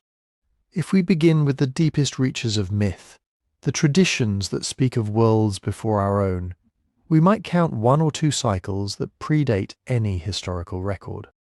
The Aztec 5 Suns describe 4 previous worlds, each destroyed by a different catastrophe. The Hindu Yugas describe a full cycle of 4 ages that has apparently repeated multiple times before. These are not historical periods we can verify. They belong entirely to the realm of story, to the encoding system we discussed earlier. But they suggest that the people who told these stories perceived that civilization had risen and fallen before their own time, perhaps more than once. Then we reach the period where myth and archaeology begin to overlap. Göbekli Tepe, built around 9600 BCE, represents something that looks like a cycle boundary. A moment when people who apparently lacked all the prerequisites for monumental construction nonetheless built something extraordinary, and then deliberately buried it. The Younger Dryas cold snap that preceded this construction may represent the catastrophe that ended whatever preceded it. This would be our third or fourth cycle, depending on how we count the purely mythological ones. A civilization or proto-civilization that we can detect only through its monuments and its aftermath, not through any written record or named historical figure. Moving forward into documented history, the Bronze Age collapse around 1200 BCE clearly marks the end of a cycle. Multiple civilizations, the Mycenaeans, the Hittites, the Egyptians and their new kingdom, the traders of the Mediterranean, all suffered catastrophic decline within a single generation. Writing vanished, trade networks shattered, knowledge scattered. This is our fifth cycle by this count, though the numbering is growing uncertain now. The fall of Rome and the dissolution of the classical world brought another profound rupture. Not as sudden as the Bronze Age collapse, not as total, but still a moment when organized civilization retreated across vast territories, when knowledge faded, when the infrastructure of empire crumbled into ruin. And the Maya collapse, the Indus Valley disappearance, the Chinese dynastic transitions, each of these represents a regional cycle, a civilization rising and falling within its own sphere, sometimes in synchrony with distant collapses, sometimes independently. But how do we count regional collapses against global ones? The Bronze Age collapse affected the entire Mediterranean world, but left China and the Americas apparently unaffected. The fall of Rome transformed Europe and the Near East, but the Maya were building their cities at the same time, entirely unaware of what was happening across the ocean. Are these separate cycles, or are they local expressions of a larger pattern that we cannot yet see clearly? This is where the counting becomes genuinely difficult, where the alignment of mythological ages with archaeological periods starts to feel like trying to map a dream onto a landscape. The myths compress time, collapse centuries into symbolic durations. The Yugas describe ages lasting thousands of years, but their proportions may be metaphorical rather than literal. The Aztec Suns describe worlds destroyed by jaguars and wind and fire, but these forces may represent social and environmental dynamics rather than simple physical catastrophe. We cannot simply line up the fifth Aztec sun with the fifth archaeological cycle and declare a match. The relationship between myth and history is more oblique than that, more layered, more resistant to straightforward correlation. So when we encounter the idea that we might be the seventh civilization, the seventh iteration of this ancient pattern, we should approach it not as a proven theory, but as an intriguing resonance, a number that echoes across multiple traditions with enough consistency to suggest that someone, somewhere at some point in the deep past, was counting, and that their counting may have reflected a real observation of real cycles, however imperfectly preserved. 7 cycles of rise and fall, 7 periods where knowledge accumulated and then scattered, 7 moments when the human experiment nearly ended, and then, against all expectation, began again. But perhaps the more important question is not whether we are the 7th. Perhaps it is what number resonates most strongly across the traditions we have explored. The Aztecs counted 5 previous worlds. The Hindus describe 4 ages within each great cycle. The Sumerians recorded 7 antediluvian kings. The Norse saw 7 realms destroyed before renewal. The number varies, but the perception of multiplicity is constant. No major tradition describes only one previous civilization. No important mythology suggests that ours is the first attempt. They all agree, in their different ways, that we are not the beginning, that others came before, that others rose and achieved and overreached and fell, and that their knowledge, their warnings, their hard-won wisdom has been carried forward to us, however imperfectly, however fragmented, through the resilient medium of story itself. So where does this leave us? Sitting with a number that echoes through multiple traditions, a pattern that seems to observe itself across millennia, and a question that naturally follows. If these cycles are real, if the pattern of rise and fall is something deeper than mere coincidence, then where do we stand within it right now? What might the people who encoded these warnings into their myths recognize if they could look at our world today? This is not a question of prediction.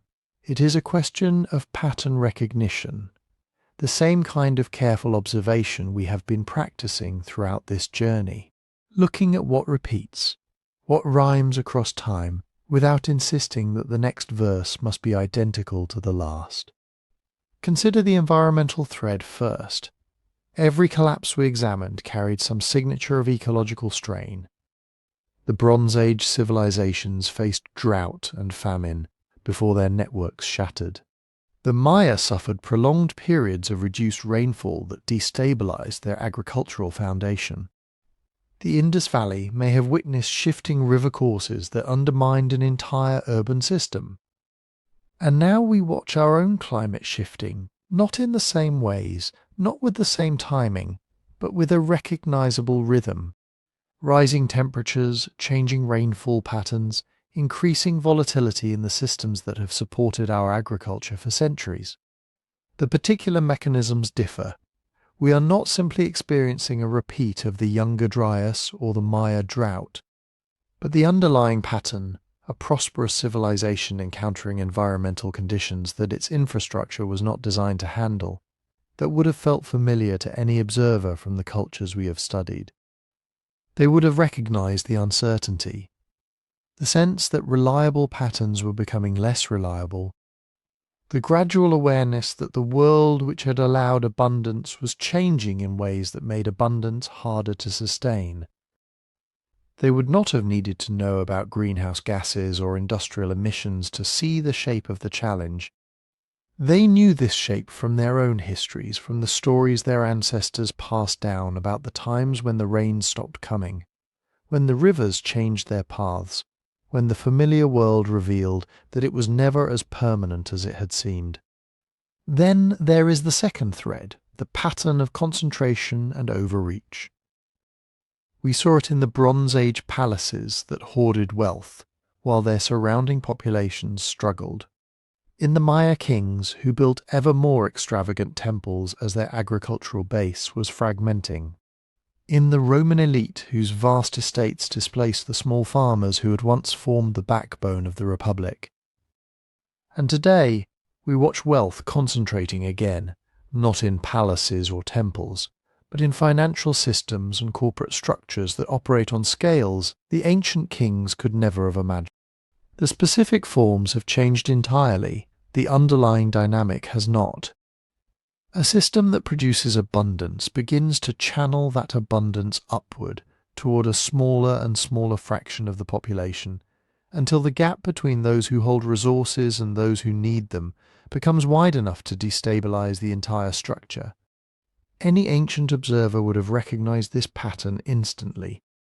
They had seen it in their own societies. They had told stories about it.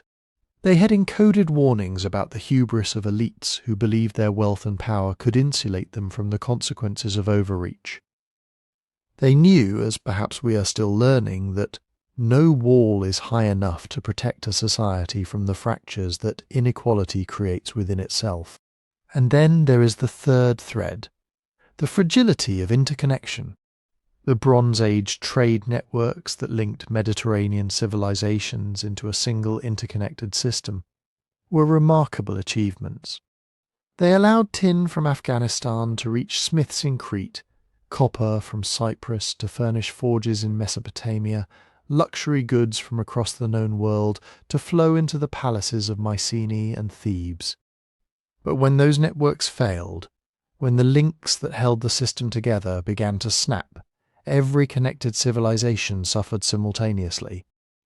The collapse was not isolated, it was contagious, because they had built a world where individual stability depended on connections that no single society could maintain alone.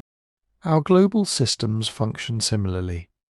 Supply chains that stretch across continents. Financial networks where disruption in one region cascades through others within hours. Information systems that make local events immediately global. These interconnections have brought extraordinary benefits.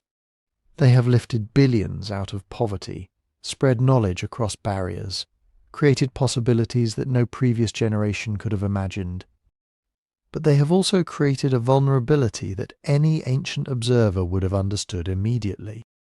The more interconnected a system becomes, the more channels exist for disruption to propagate through it.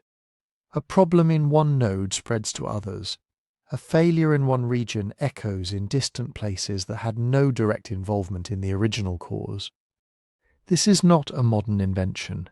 It is the same structural dynamic that made the Bronze Age collapse so devastating, that turned regional drought into a near-total extinction of civilized life across the Mediterranean world. None of this is offered as alarm, it is offered as reflection, as an invitation to look at our present circumstances through the lens of the patterns we have traced, and to notice the resonances without insisting that they must lead to the same outcomes. The ancient cultures who preserved these warnings did not include them in their myths because they were certain that collapse would recur. They included them because they had seen it happen before, and they understood that the conditions which produced it could reappear. The patterns are real, the echoes are recognizable. But what the pattern might teach us is not that collapse is inevitable.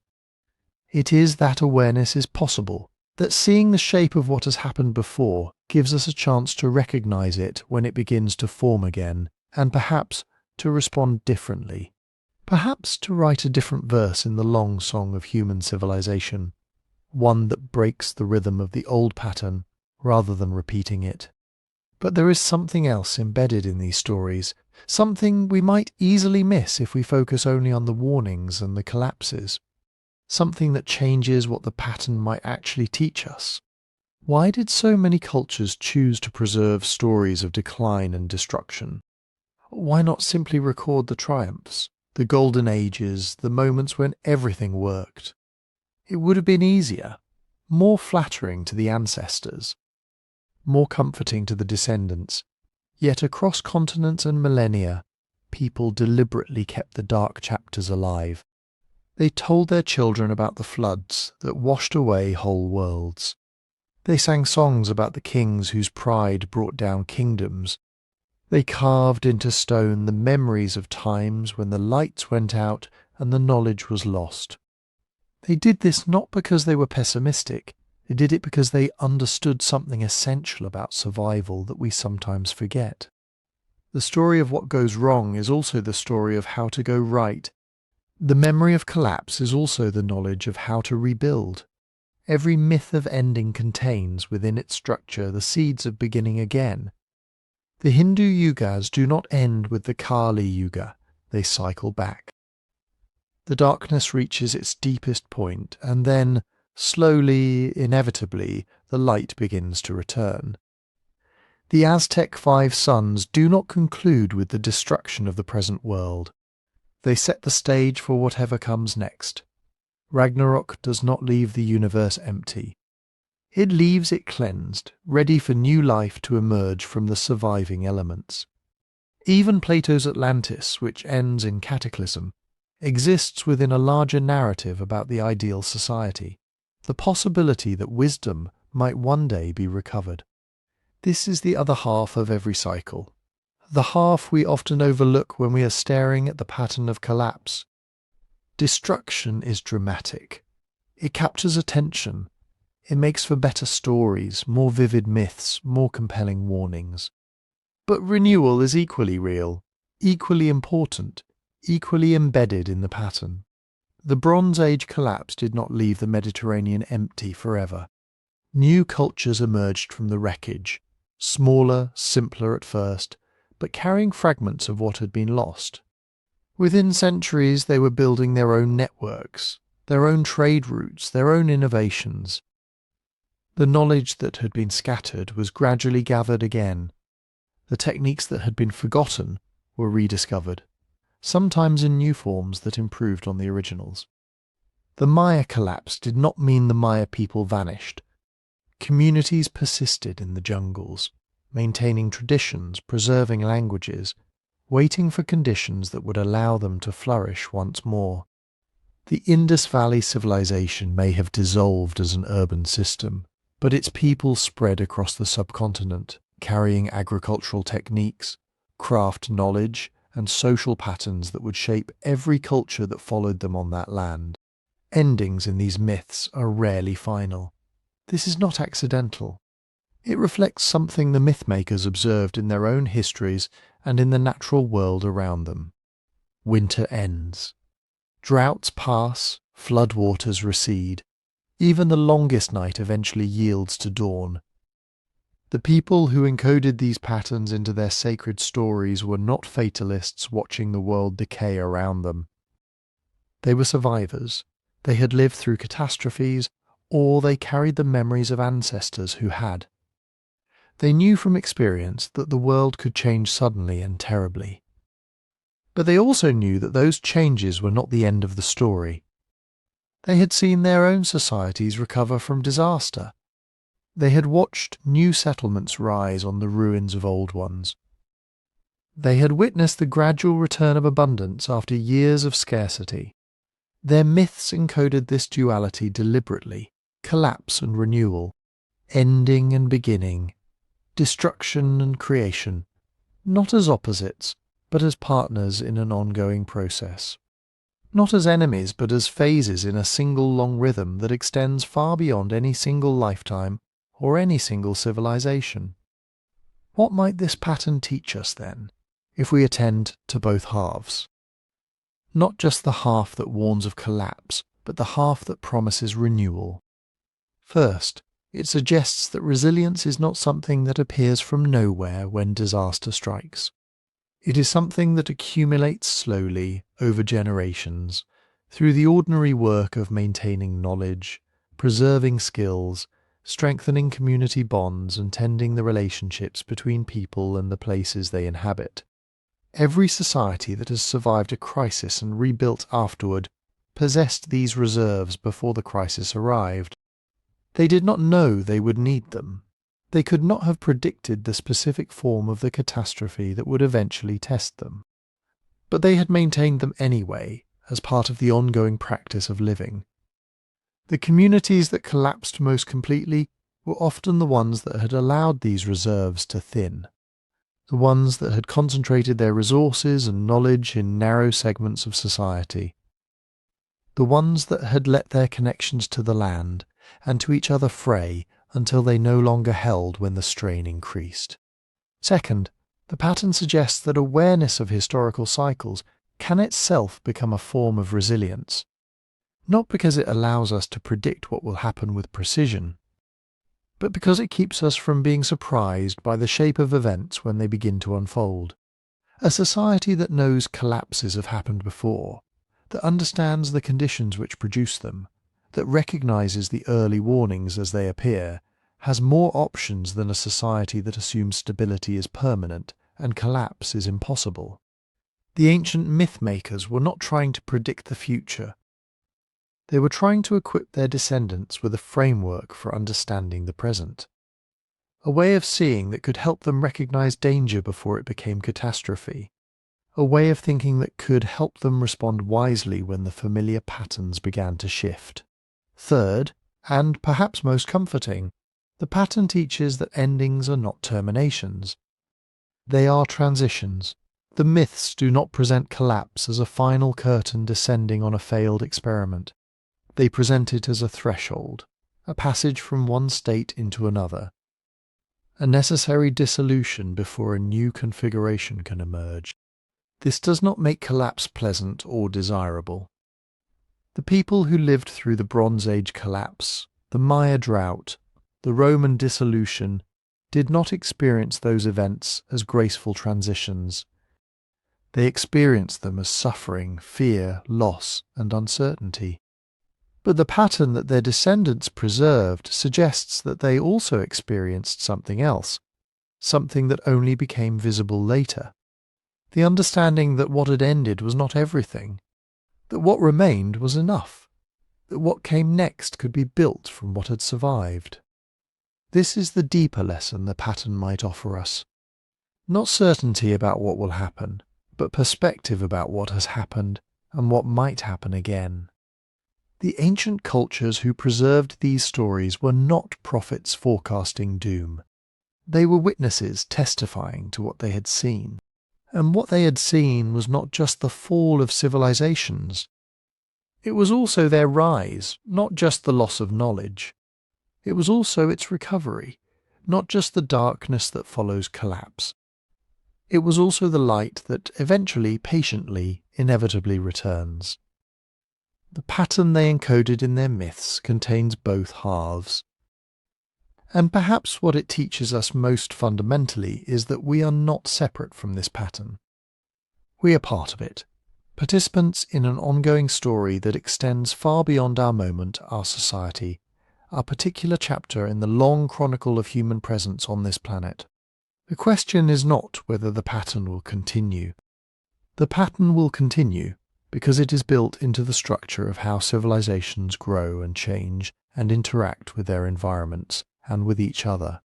The question is what role we will play within it, whether we will be among those who preserve the knowledge that allows renewal, whether we will maintain the reserves of resilience that make rebuilding possible, whether we will recognize the warnings when they appear and respond with wisdom rather than denial.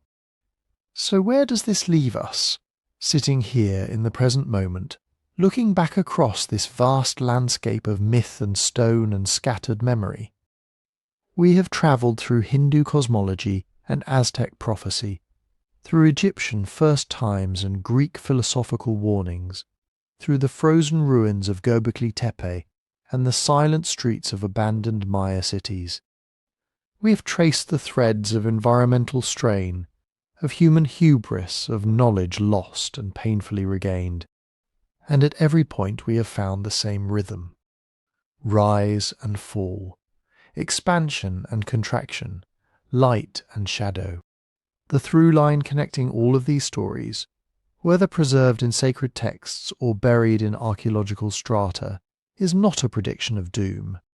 It is a testimony to recurrence. Civilizations grow. They encounter limits. They struggle. They adapt. Sometimes they succeed. Sometimes they fail.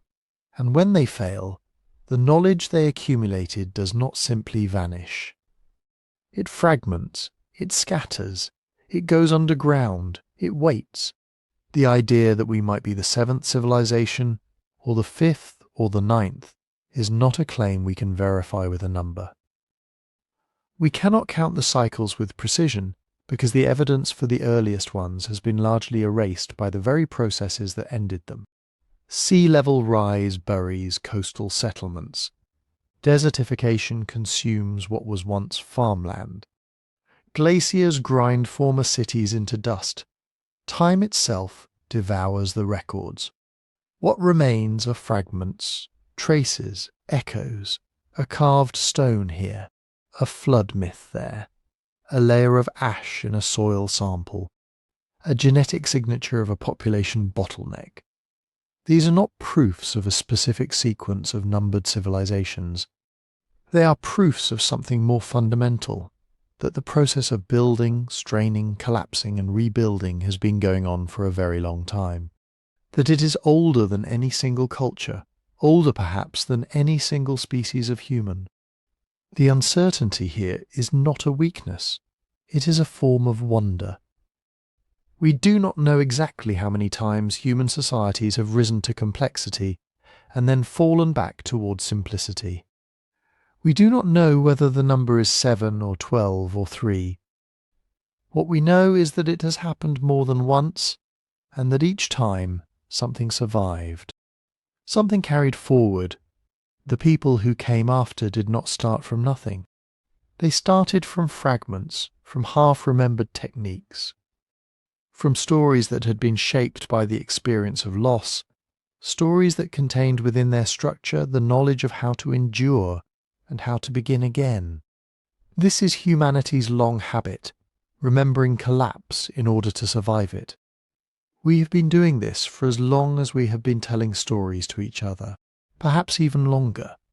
The habit of encoding warnings into myth, of preserving survival strategies in narrative form, of carrying the memory of past disasters forward so that future generations might recognize the signs. This is not something we invented recently. It is something we inherited. It may even be something we evolved.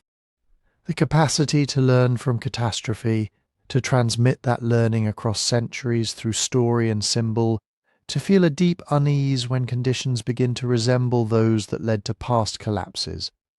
These might be as fundamental to human nature as our capacity for language or our tendency to form social bonds.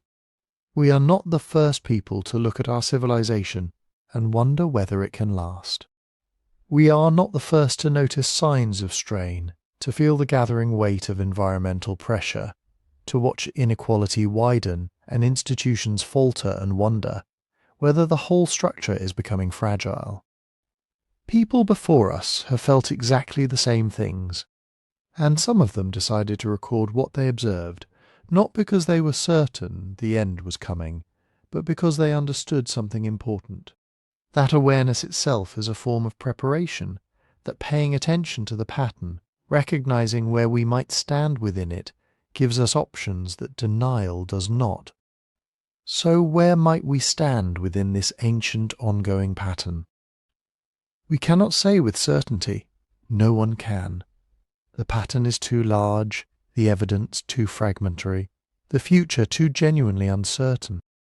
But we can say this: we are not outside the pattern. We are not exempt from its logic.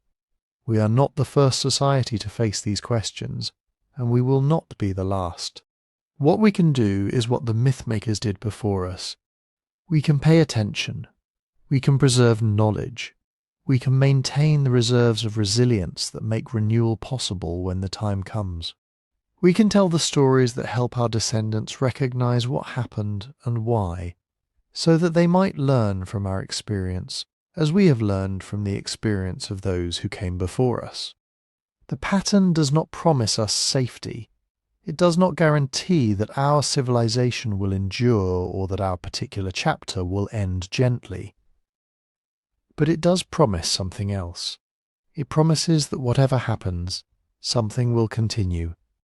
That the knowledge we have accumulated will not be entirely lost. That the skills we have developed will be remembered by someone, somewhere. That the story of our time, like the stories of all the times before us, will become part of the larger narrative that future generations carry forward. The cycle is not a trap. It is not a wheel we are doomed to spin on forever, repeating the same mistakes until the end of time. It is a spiral. Each turn brings us back to similar conditions, but at a different height, with new knowledge, new possibilities, new choices available to us. Civilization in this understanding is not a finished project. It is not a destination we are trying to reach. It is an ongoing process, an unfinished cycle. A story that has no final chapter because the story itself is the act of continuing, of preserving and adapting, of remembering and rebuilding, of carrying what is precious forward through whatever darkness arrives, so that when the light returns, as it always has before, there is something waiting to greet it, something ready to begin again. And so we arrive at the end of this long journey together. We have travelled across thousands of years through sacred texts and ancient ruins, across the silent streets of forgotten cities and the mythological landscapes of peoples long vanished. We started with the idea of cyclical time, with the Hindu Yugas spiralling downward toward dissolution, and the Aztec suns rising and falling in bursts of fire and flood. We traced the Egyptian memory of a first time, a golden age of origins that even the pharaohs looked back to with longing. We walked through Plato's Atlantis, whether real or metaphorical, and found it echoing the same warning about pride and the sea. We followed the flood myths across continents from Mesopotamia to the mountains of the Americas, and found them carrying the same essential memory. Water came. The world was remade. Some survived to tell the tale. Then we moved into the realm of archaeology and history, where the pattern took on clearer shapes, but still kept its mystery. Göbekli Tepe emerged from the Turkish hillside, older than it should be, more sophisticated than we expected, deliberately buried by the people who built it. The Younger Dryas brought a freeze that may have shattered whatever complex societies existed before it. The Bronze Age collapse showed us how a whole interconnected world could unravel in just a few decades. Rome fell in stages, slowly, and then all at once, leaving a continent that had to reconstruct its own identity from fragments. The Maya abandoned their magnificent cities. The Indus Valley vanished almost without a trace, and China's dynasties kept rising and falling according to the logic of the mandate of heaven, each one convinced it would be the last, each one proving that it would not be.